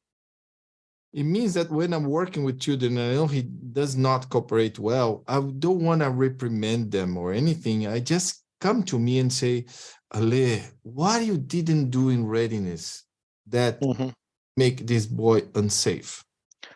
Ben grupta işbirliği yapmayan bir çocuk bulduğumda işte ona ay kızayım, şöyle yapayım, böyle yapayım demek yerine şunu soruyorum. Ali, acaba hazırlıkta neyi atladın da bu çocuk şu an hala aktive ve girmedi? So I want to do a confession here for you. O yüzden sizlere bir itirafım var. For many years I thought that the kids that did not cooperate was more about their fault. Ben uzun yıllar boyunca işbirliği yapmayan çocuklarda kendilerinde bir sıkıntı olduğunu, onların hatası olduğunu düşünürdüm. Until I start to go and think, Ale, did you prepare readiness this time? Sonra kendime demeye başladım ya. Sen acaba hazırlık kısmını iyi yaptın mı? And I would say, no, I just jump into the activity right away. Ve şunu demeye başladım. Yok ya, galiba bu defa hemen aktiviteye atladım. Yeteri kadar hazırlıkta ve tutmada bırakamadım çocuğu. Because they want, they ask, they want, they ask, and then I say, okay, just do it. Çünkü çok istediler. Hadi yapmıyor muyuz? Hadi yapalım, hadi yapalım dediler. Ben de peki hadi yapalım o zaman diye hızlıca daldım diyorum. If you don't take time to work with readiness, with the hold, you will have kids that would not cooperate for long time. Tutmakla ve hazırlıkla çok çalışmazsanız çocuklar çok yeteri kadar işbirliği yapamıyorlar. Ali, are you saying that this is my fault now? Is not the child's fault? Ale yani bu benim hatam değil, bu çocuğun hatası da benim hatam mı? I have a PhD diploma and the kid doesn't have. Ama ben doktoram var. Çocuğun ne doktorası var ne bir şeysi var. Benim hatam mı yani? I want to say, yes, I'm saying that it's our fault. Evet, diyeceğim ki evet, bizim hatamız. Ali, but this is so painful to hear because I love so much kids and they're so great and Ama Ale yani bunu duymak çok ağır geliyor. Ben çocukları çok severim. Çocuklar da harika varlıklar. yes, it's still our fault. Evet, evet. So here's a few tips that I have. This is a short encounter. Evet, kısa bir buluşma olacak ama bir bakayım. To work with readiness, Şimdi hazır olmakla çalışmak için it's a place that you got to invest your time. zamanınızı gerçekten iyi buraya ayırmanız lazım. The idea of alert and curiosity I talk to you right now.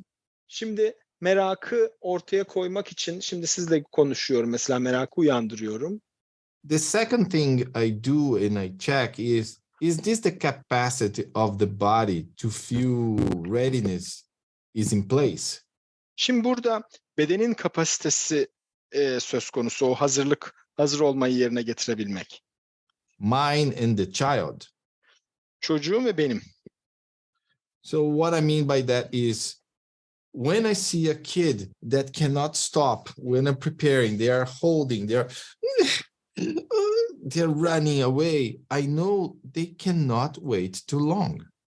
Biliyorum mesela hazırlama seviyesine baktığımda diyelim ki böyle çocuk bedenini kıvranıyor, duramıyor, sağa sola kaçıyor. Biliyorum ki o hazır olmakta kalamıyor bedeni. So I know that sometimes there's so much excitement inside there. Like, I just want to do it. O kadar heyecan birikiyor. Ale yapmak istiyorum ben hemen diyor. Oh, Ali, you are waiting too long to start. O zaman işte bu çocukta çok fazla beklemiş oluyorsun çalışmaya başlamak için. Let's make some specific questions before. Let me make orientation before started. O yüzden başlamadan önce bir takım sorular sormak, bir takım oryantasyonda bulunmak gerekiyor. Okay, guys, I know you're ready to jump in and to play. But before, I have just one question. And then we do one question. You do a little bit, flow. And then you come back here and I have a second question. Diyorum ki, evet biliyorum hepiniz oynamaya çok hazırsınız. Hemen hepiniz akışa geçmeye hazırsınız. Ama ondan önce bir sorum olacak. Sonra biraz akacağız. Ondan sonra tekrar geri durup bir soru daha soracağım diyorum. So the first question is, we're about to do something. And do you know how to do it? Bir şey yapacağız mesela. Bunu nasıl yapacağınızı biliyor musunuz? Oh, you just show me a little bit. Birini gösteriyorum. Sen bunu bize biraz gösterir misin? They make a little bit and do it. Say, oh, this is great. Come back here. Let's go to the second question. Harika oldu. Tamam. Şimdi geri gel bakayım. İkinci soruya geçiyoruz. So I created this hold and flow. Ne oluyor? Hold Tut and ve flow. akış. Tut ve akış döngüsünü yaratıyorum. So I want to bring him back to the curiosity over and over again in small bits. Ne yapıyorum? Küçük küçük parçalar halinde onu tekrardan merak etme haline getiriyorum. Don't you talk about, you were from the somatic experience, and I know some of you is not, but there is this concept of titration that somatic experience use a lot. Yes? Somatik deneyimlemeciler bilirler aramızda. Titrasyon dediğimiz böyle küçük parçalar halinde adım adım gitmek olarak tarifleyebileceğimiz bir tekniğimiz var. Which is basically to say, like, we go to the experience that's not too good, just a little by little, yes? Burada genellikle şu alanlarda kullanırız. Gitmek ve hissetmek konusunda, kalmak konusunda zorlanacağımız bir deneyim varsa buna böyle bodoslama dalmak yerine bir parçasıyla kalırız ve geri geliriz. We use the same principle to go little by little to things that we like. Aynı zamanda sevdiğimiz şeylere de böyle birden dalmak yerine yine bir parça parça acaba onunla da kalabilecek miyiz? Küçük parçalarla deneyimlemek. Same principle. Okay, now I want to see you want to do. Yeah, just do a little bit and do it and go back. How was it? Birazcık yapalım bakalım. Tamam, baştan sona kadar yapma. Şimdi geri gelelim. Nasıldı diye soralım. Or if something more challenging, say, okay, this is the test. We need to write something in the classroom. So why don't you do some training first? And then I come there and help you to think through before we started. Ya da diyelim ki bir görevleri var. Bir şey yazmaları gerekiyor. Bir şey yapmaları gerekiyor. Bunu hemen yaptırmak yerine şöyle yapalım mı? Şimdi önce bir prova yapacağız. Yazmaya başlayın. Ondan sonra duralım ve şöyle bir bakın bakalım nasıl gittiniz. Ondan sonra başlayacağız yapmaya gibi. I always create conditions for tryouts. Her zaman bir deneme, bir prova, bir hazırlık. Bunun fırsatlarını yaratıyorum çocukta. Because a lot of those kids that they don't want to engage, a lot of them are really afraid of making mistakes. Çünkü katılmayan çocukların çoğu aslında hata yapmaktan korktukları için katılmıyorlardır. And they're already tired to be reprimanded. So they just act out of automatic pilot. Ve zaten performansları iyi olmadığı için eleştirmeye alıştıklarından da ve bundan çekindiklerinden de sanki otomatik pilota bağlamış gibi oluyorlar.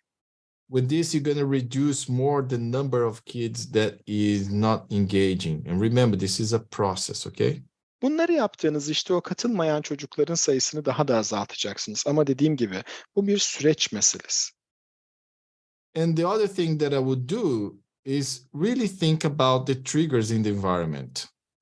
Bir yapılacak diğer önemli şey de ortamdaki tetikleyicilere dikkat etmek. Because when there is a trigger in the environment, our nervous system picks up so quick and then immediately start to act defensively. Çünkü ortamda bir tetikleyici varsa böylesi zamanlardan sonra sinir sistemi hemen onu fark etmeye, onu kapmaya çok yatkındır ve sistem de ona yönelik bir şey yapmaya başlar. And now I'm talking about things that it can be very subcortical, something that's not thinking, something that is around that I feel the fear and then I act and don't know why I acted this way. Bu çok subkortikal seviyede verilen bir yanıt. Yani düşünüp taşınıp verilen bir yanıt değil. Çevrede bir tetikleyici var. Onu bilinç dışı olarak alıyor sistem ve ona göre bir tehdit yanıtı olarak görüyor. Bütün sistem etkileniyor ama siz neden öyle hissettiğinizin farkında değilsiniz ya da bilmiyorsunuz. In this situation of the earthquake, for example, everything is triggering around. Everything Is triggering. Deprem söz konusu olduğunda etraftaki her şey tetikleyici olabilir. A sound that comes in the back and this triggers a kid to do things and then be disengaged. So I would take care of the trigger first. Geri plandan gelen bir ses mesela çocuğu tetikleyip ondan sonra kendini çekmesine neden olabilir. Çocukla burada önce bir şey yapmaya çalışmaktansa tetikleyiciyi bir ortadan kaldırmak daha elverişli olacaktır. And how I do that, I would get everyone around say, okay, we about to play or we about to do something. But at the same time, I don't know if you can hear, maybe there's a sound in the back that might be very, bring a lot of fear. Bunu hazırlamak da mümkün mesela. Siz fark ediyorsanız bunu. Evet, şimdi bir oyun oynayacağız, bir şey yapacağız ama bakın arka plandan bir ses geliyor ya hani şu. Bu bazılarımızda korkutucu olabilir, bazılarımıza korkutucu gelebilir. Who can hear that? Kim duyabiliyor o sesi? Oh, I see. Gördüm. You. Sen. So we bring to the moment. Ne yapıyoruz? Ana getiriyoruz o olayı.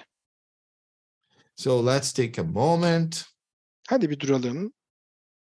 What would you like to do about that? So we kind of have a conversation about it and then move to the play, to the curiosity. Bununla ilgili ne yapmak istersin diye soruyoruz.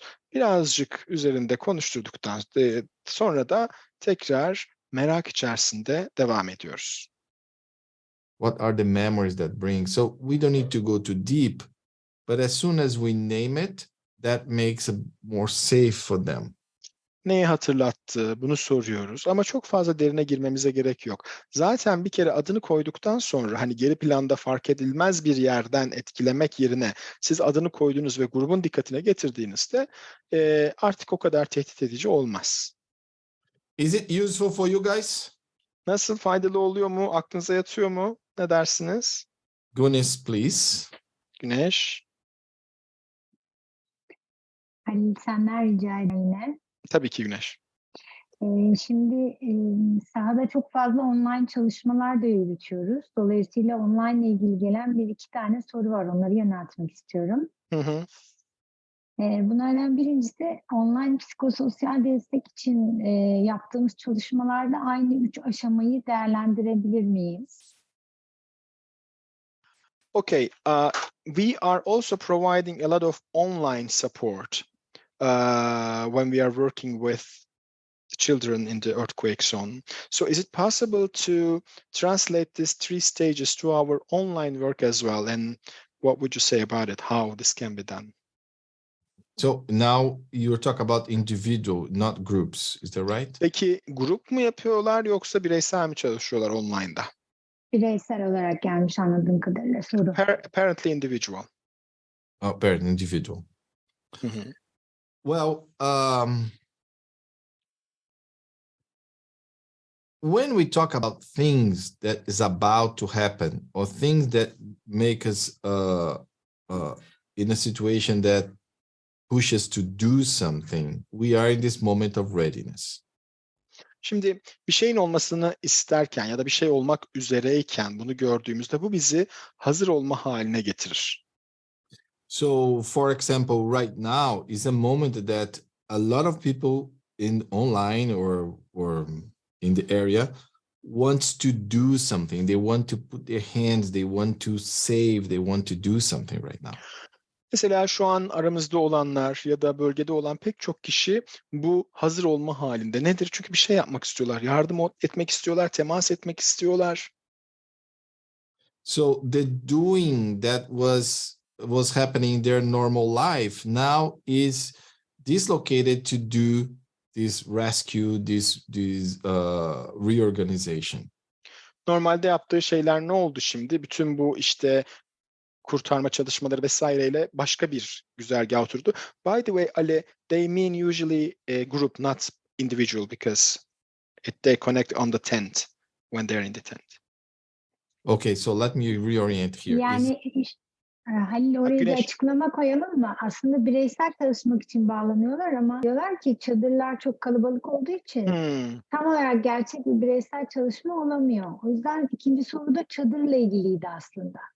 Çadırlara çocuklar online destek verirken birçok kişi oluyor çevrede. Görüşmeler için de bir önerisi olur mu diye bir soru vardı ayrıca. The thing is, actually, the question was intended to be one-on-one. However, since they live in tents, they're not usually alone. There are others as well.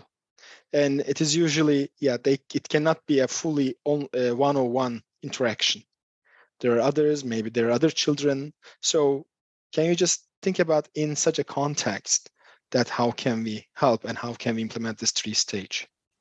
So, okay, so I will need more information about that because I'm not so sure if the interaction with them is which type of interaction. Is like a class, it is a session, it is a therapeutic part. Şimdi burada nasıl bir temas kuruluyor peki çocuklarla, bir sınıf mı yoksa bir terapatik bir şey mi? Psychosocial support, they say psychosocial support. So can you Yani. give me the context because I can be speaking for many things here. Biraz daha bağlam alabilirsek burada. They say it's not a classroom or nothing like that, not a group. They are intending to give psychosocial support to those kids. Mm-hmm. So tell me, how is the dynamic? Because I need to understand how is the dynamic. What do you do when you do the psychosocial interaction? What is this thing that you do?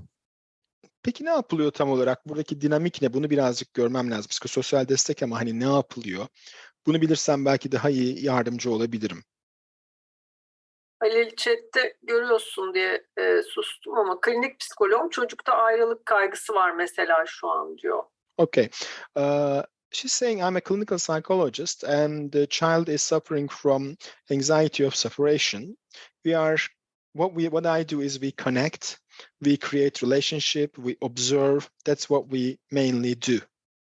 And do you do games with this kid? Oyun oynuyor musunuz peki bu çocukla? Yes. Yes. So A lot of play. a lot of, yes, exactly. So I think the main thing you need to think about is how in the games you prepare this hold, this readiness. Şimdi burada dikkat etmeniz gereken şey bu tutma halinde, bu hazır olmada bunu nasıl getiriyorsunuz o oyunlarınıza? Buna dikkat etmeniz gerekiyor. I don't want you to think that this process that I'm sharing is the process that gonna make them good. It's not that. It's a process to create more tolerance and help them to self-regulate. Şimdi burada bu yapılan şey onları iyi hissettirecek gibi bir şey anlamanızı istemiyorum. Burada yapılan süreç çocuğun aslında kapasitesini, bir takım duygulanımlarıyla kalabilme kapasitesini arttıracak. Aynı zamanda kendini regüle etmeye yardımcı olacak. Öz regülasyona yardımcı olacak. So, for example, if you get the online and you say, "Hi, we're gonna start our session now." Mesela diyorsunuz ki online'da evet merhaba şimdi seansımıza başlayacağız diyorsunuz. How things are going there with your family? How things are going in the house? Nasıl gidiyor, evde nasıl gidiyor, ailenle nasıl gidiyor diye soruyorsunuz diyelim ki. So every time you ask a question, you create this everything's fine. There is this small flow of telling you what's happening. Cevabını şöyle veriyor. İyi, her şey iyi, yolunda. And then I don't know if you join everyone together and say, what about if each of you talk about that? I don't know. I don't know how you work, how you function. Hı hı. Burada işte diğerleri de belki vardır dahil olan. Onlara da soruyorsunuz. Nasıl çalıştığınızı bilmiyorum tam olarak. But I know you also want to play. So let's play something. But before, let's think about what could we play together here? Hadi oynayalım ama hadi oynamadan önce bir şey soracağım. Bugün burada ne oynayabiliriz acaba? Oh, we can play Uno on the internet. Uno oynayabiliriz mesela. Or I don't know which game we would do. Bilmiyorum ne oyun varsa artık oynadınız. Say, okay, before I remember last time that we played this game, so I'm still in this hold. Before we started, I remember that you did this, you did that, you did that. Do you remember that? Bunu oynayacağız. Ya hatırlıyor musun? Geçen defa bir bunu oynamıştık, bir de bunu oynamıştık. Hala tutma seviyesindeyim. Tutturmaya devam ediyorum hala. I wonder, what are you preparing for today to play this game? What's your strategy? Merak ediyorum. Bugün oynayacağımız oyun için kafanda nasıl bir strateji var acaba? Nasıl yenmeyi planlıyorsun ya da nasıl oynamayı planlıyorsun acaba? You see, I created this investigation of curiosity. Burada bir merak aslında sorgulatması yapıyorum. Merakı uyandıracak bir sorgulatma. Before starting the Uno, any type of game. Ondan sonra Uno'dur vesairedir artık hangi oyunsa onu oynatmaya başlıyorsunuz. And then there is a moment that we say, okay, are you ready? Because I think this time I'm going to win. Sonra diyorsunuz ki hadi hazırlamaya başlayalım ama bak seni uyarıyorum. Bence bu defa ben kazanacağım. Let's start it. Hadi başlayalım. Now we are in the flow. Ve şimdi akışa geçmiş oluyoruz. So anything is possible as long as you understand the activity you're going to do and what you prepare before the activity brings curiosity. Is this helpful? Yani ne yapıyorsunuz? Aktivite her neyse mesela yaptırma. Ondan önce yaptığınız bir şeyi hatırlatmak, konuşturmak, onun öncesinde ona bir şeyler yaptırmak o tutmayı devam ettiriyor. Bilmiyorum faydalı olabildi mi size? She says, thank you very much. It was really helpful. Mhm. So I would really work a lot with that hold before and let a very satisfactory flow together. Yani o tutma hali, o hazır olma haline gerçekten iyi uğraşırım, iyi eğilirim ki akışa geçtiğinde o rahatlamayı yaşasın. And then you play a little bit and then you say, okay, I think I need a pause now because you won again. Sonra birazcık oynadınız. Bir dakika ya, duralım. Yenip duruyorsun bu oyuna. Bence bir duralım bakalım diyorsunuz. Ne oldu? Durmaya geçtik. And she or he might say, no, let's play again, let's play again, let's play Muhtemelen again. şöyle diyecek. Hayır, bir tur daha oynayalım diyecek muhtemelen. But remember, this is not about the performance. It's about now going to the slow part. Ama bu performansla alakalı değil. Bu yavaşlamayla alakalı kısım. Okay, I think we're gonna do it again. But before, I just want to know more about how did you do this again? Tamam, yeniden oynayacağız ama şunu merak ettim. Ya nasıl kazandın sen yine? Yeah, look around, see your family around. Bir bak bakayım etrafına, aileni gör. Do you notice they're there with you and maybe they saw you win? Maybe you saw him win. Hello? I actually disconnected for a while. Look, you were just saying, look your family around you. Yeah, look at family around you and you see that they're noticing and you're playing and now you're together there. Take a moment to notice them. Bir bak bakalım, oynuyorduk. Ailen de burada sana bakıyor. Onları fark ediyorsun. Bir bak bakalım nasıl bir şey bu? It seems like they're safe now. Görünen o ki bak şu an emniyetteler.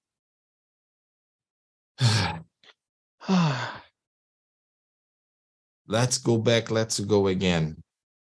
O zaman hazır mıyız? Şimdi tekrardan geri oynayacağız. And then you continue. Ve sonra devam ediyorsunuz. It's all about help the nervous system create these moments for them to suffer. Meselenin özü sinir sisteminin o anları yaratabilmesine izin vermekte. But I don't have any idea about games, Ali. I don't know what to do. Doesn't matter. Let the child choose for you. Ama anne gotta ben hiç oyun guide. bilmiyorum. Online'da oynanacak. Ne yapacağım? Hiç önemli değil. Çocuk sizin için seçer. Ne oyun olduğu da sorun değil. Our work is not entertainment. Amacımız eğlendirmek değil. Ignore. İgnore. Teşekkürler Ale. Çok cesaret ve yüreklendirici bir şekilde bize anlatıyor ve açık bir şekilde. Thank you, Ale. You are explaining it such a way that it really encourages us and it's really open and transparent. Bir sorumuz daha var. There is one more question. Bu hikaye çemberi sonrası yavaşlama çemberi nasıl olabilir? Yavaşlama açısından neler konuşulabilir? Hikaye. When we are applying your 3 steps to, let's say, a story circle, we hold them, then the story started. How can we really do the slowing down part, the integration part after a story circle? Oh, this is great. Çok güzel soru. So you gotta notice that in the story, you have these moments of suspense. Şimdi bir kere hikayenin içerisinde bir defa heyecanı yaratıldığı böyle vardır ya öyle ay ne olacak dediğiniz anlar olsun. All stories. And then you have this moment of action interaction. Sonra bir takım işte aksiyon, etkileşim vardır. And then you're gonna have these moments of that he's drinking something, he's pausing, he's, all inside the story. Sonra da böyle bir şey belki yediği, içtiği bir durduğu zamanlar vardır mesela. Hepsi hikayenin içinde. once upon a time there was this kid that he really want to do many things in his day. Bir varmış bir yokmuş. Bir çocuk varmış. Bu çocuk gün içinde bir sürü şey yapmak istermiş. But he was there in his house and going out, and he actually didn't know what to do in that moment. He was in this suspense what would happen with his life. Ama sonra tam bir şey yapacakken birdenbire ne yapacağına karar verememiş. Böyle kalmış. That's the hold. That's the Burası readiness. durma, hazır olma zamanı. And usually you have, and then he had an idea. Ve sonra şu geliyor. Ama sonra aklına bir fikir gelmiş. He Kling! go back to his house, got the bicycle, and started to get, yes, I wanted the bicycle. He started to go with the bicycle in the mountain and then turn, and then he arrived in this place in the lake. Demiş ki bisikletimi süreyim. Koşmuş eve bisikletini almış. Atlamış üstüne. Basmış pedala. Gitmiş. Dağın oradan gölün kenarına kadar. That was transition from hold to flow. Ne oldu? Tutma halinden akışa geçtik. In the story. Ve öykünün sonu. And then when he arrived in the lake, he was like, he's so curious about the trees, the mountains, the lake, that he got in the tree and sat down and started to think, and he slept. Sonra gelmiş gölün yanındaki ağacın altına bir bakmış. O dağlar, o ağaçlar, o göl hepsini çok merak etmiş. Bunlar nasıl diye düşünürken ağacın altında uyuyakalmış. Yeah. So the story will hold those states. Ne yaptık? Öykünün içerisinde de bu halleri yarattık. And then what you need to do only is to highlight which one you want in the moment. O an için hangisini istiyorsanız, hangi durumun yaratılmasını istiyorsanız onun altını çiziyorsunuz. For example, if I want to highlight the hold because I want them to get more tolerance in the body, Diyelim ki tutma halinin altını çizmek istiyorsam, çünkü bedenlerinde daha fazla tolerans geliştirsinler istiyorsam, I will read like this. And then this kid is there in his house and walking around and didn't know what to do. sonra mesela tutma halini geliştirmek istiyorsam evinde tam bir yere doğru gidecek, ne yapacağını bir türlü bilememiş. I will close the book and say, wow, who here also has the same problem with this, doesn't know what to do at this moment? Kitabı kapatıyorum, diyorum ki var mı aramızda bunu yaşayan, böyle bir şey tam yapmayı isterken ne yapacağını bir türlü bilemeyen? So before I continue, what would you do if you are in his situation? Öykümüze devam etmeden önce siz bu çocuğun yerinde olsanız ne yapardınız? I know. Biliyorum şunu.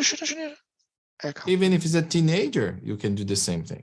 Ergen grubunda bile yapabilirsiniz. And then you say, let's go back to the story.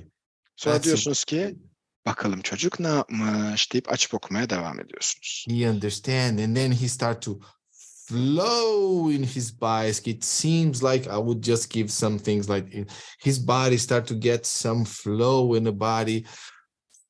The breathing come in and out. I would include things in the story that's related with the physiology of flowing. Ve sonra aklına gelmiş ben niye bisiklet sürmüyorum diye. Atlamış bisikletine giderken böyle bütün vücudundan sanki enerji akıyor. Bisikletini tuttuğu kollarından bacaklarına kadar böyle akarken bir güç geliyor deyip akış halinde fizyolojide olan şeyi de öyküye katarak, bunu da duyumsatarak. It seems like he was so fast, yeah? Wow, ne kadar hızlı gidiyor bu çocuk bu bisikletinde. Let me slow down this bicycle here. And I want to say, when I was telling this story, what do you think you felt in your body? Birazcık yavaşlatsak mı bisikleti? Ya bir şey soracağım. Ben hikaye anlatırken sizin bedeninizde ne oldu çocuklar? I want to do this. Ben şunu yapasım geldi, benim bunu yapasım geldi. Okay. And then he go back and he got into the lake and then blah, blah, blah. Wow, demek öyle oldu. Tamam. Sonra ne olmuş biliyor musunuz? Gitmiş, gölün kenarına varmış, ağacın altına oturmuş vesaire. The story would do the job for you and you only gonna highlight what you want to emphasize or want something they want to skip. Zaten işi öykü yapacak sizin yerinize. Siz sadece altını çizmek istediğiniz yerlerin altını çizeceksiniz. O an için atlamak istediğiniz yerleri atlayacaksınız. You are the director. Yönetmen sizsiniz. You are the master of the nervous system. Sinir sistemin ustalarısınız günün sonunda, değil mi? Yuknur, Evet İlknur. we got on time now. Zannediyorum artık zamanımızı doldurduk. Yes, thank you so much, Ale. Çok teşekkür ederiz Ali. I'm looking at the questions, and I think we covered most of them. Soruların da çoğunu cevaplamış olduk aslında bu anlatıyla. They thank you, by the way, in English as well. You can see in the chat. Çok teşekkür ediyor katılımcılarımız chatta. Evet, umarım herkes için faydalı olmuştur. Ale bir şey söylüyordu, sözünü kestim. You were saying something, I guess, Ale? No, I just want to say thank you for you guys because it was such a pleasure to be here to share. And I know that follow your intuition. Hı hı. Follow intuition, make mistakes and do it. You're already doing that. I'm just emphasizing few things here. You're already doing that. Hı hı. Ben de sizlere çok teşekkür ediyorum. Sizlerle birlikte olmak çok güzeldi. Son bir şey söylemek son bir şey söylemem gerekirse sezginizi takip edin. Zaten yapıyorsunuz yapılanması gerekeni. Hatanız olabilir. Yeniden yapın. Sezgilerinize güvenin. Zaten yapıyorsunuz. Ben belki birkaç hatırlatmada bulundum. Böyle alın lütfen. And I will guarantee that if you do this very simple and you have the finger in the pulse of the nervous system to follow that, you're going to see many kids sleeping well, many kids eating better, less fight in just few sessions. I guarantee, because I did that so many times. I'm 20 years doing this thing. So Bunu bu şekilde basit bir biçimde yaparsanız, bir parmağını sinir sistemin üzerinde tutmayı ihmal etmezseniz, sizi garanti ediyorum çocuklar daha iyi uyumaya, daha iyi yemeye, daha az kavga etmeye başlayacaklar. Ben bunu 20 yıldır yapıyorum. Garanti ederim hep işe yarıyor. Sizde de işe yarayacağına eminim. Bunu söylemek istedim. Ale, çok teşekkürler. Umarım Türkiye'de de görürüz seni. Thank you so much, Ale. We would really like to see you in Turkey in person as well. Pleasure. Bir sürpriz mi diyelim, bir hediye vererek uğurlamak istiyoruz katılımcılarımızı. Okay. We would like to send off our participants with a surprise, maybe with a gift. Ale'nin sınıfından, sınıf arkadaşım, Ali'nin sınıfında Almanya'da tanıştığım arkadaşım, psikolog Kati Bonnet aramızda. Kendisinin bir kitabı var, bir kelebeğin yolculuğu ile ilgili. Biz onu Türkçe'ye çevirdik ve yani hem bir somatik hareketlerle, yani bir hikaye içinde somatik hareketlerle bir hikaye, bir kelebeğin yolculuğu. Bunu benim de içinde olduğum ekip arkadaşlarım Somatik Deneyimleme Türkiye'den Türkçe'ye çevirdik. Yakında da basılacak. Basılmadan önce YouTube videosu da yani bir an önce size yardımcı olabilmek için, hani böyle elimizde kitap olarak olmasa da yapmak istiyoruz. Yakında yayınlamak istiyoruz. Biz bunu depremden önce çevirmiştik. Hani basım sürecindeydi ama şimdi hani hızlandırmak istiyoruz. Kati de burada hoş geldin demek istedim. We have Kati Bonet with us, my classmate from Ale's class, and she has a wonderful story called the journey of the butterfly, including, it's actually a technique, it's including the somatic movements in a story. And we actually started translation of that before the earthquake, but now we just really accelerated the process that it will be ready very soon and also will be available on YouTube. So before the book, we want it to be ready for everyone. So we just wanted to share this news and want to say welcome to Kati as well. Hi Kati. Hello. Merhabalar, merhaba. Nice. Ne güzel. Bana da sürpriz oldu. Okay. Pekala. Thank you very much for organizing this seminars for the earthquake. Çok teşekkür ediyorum ben de bu semineri organize ettiğiniz ve beni de davet ettiğiniz için çok teşekkürler. Çok teşekkürler. Ben de herkese, katılan herkese çok teşekkürler diyorum. Ve kayıttan izleyenlere de umarım çok çocuğa ulaşmış oluruz. Çok teşekkürler. I would also like to thank you once again and our participants, of course, here and also on YouTube, and also the ones who will be watching that from the recording later on. Hopefully we will be able to touch the lives of as many children as possible. Thank you so much. Goodbye, everyone. Goodbye. Thank you. Hoşça kalın. And really, go forward. Hadi yapın. Hadi yapın.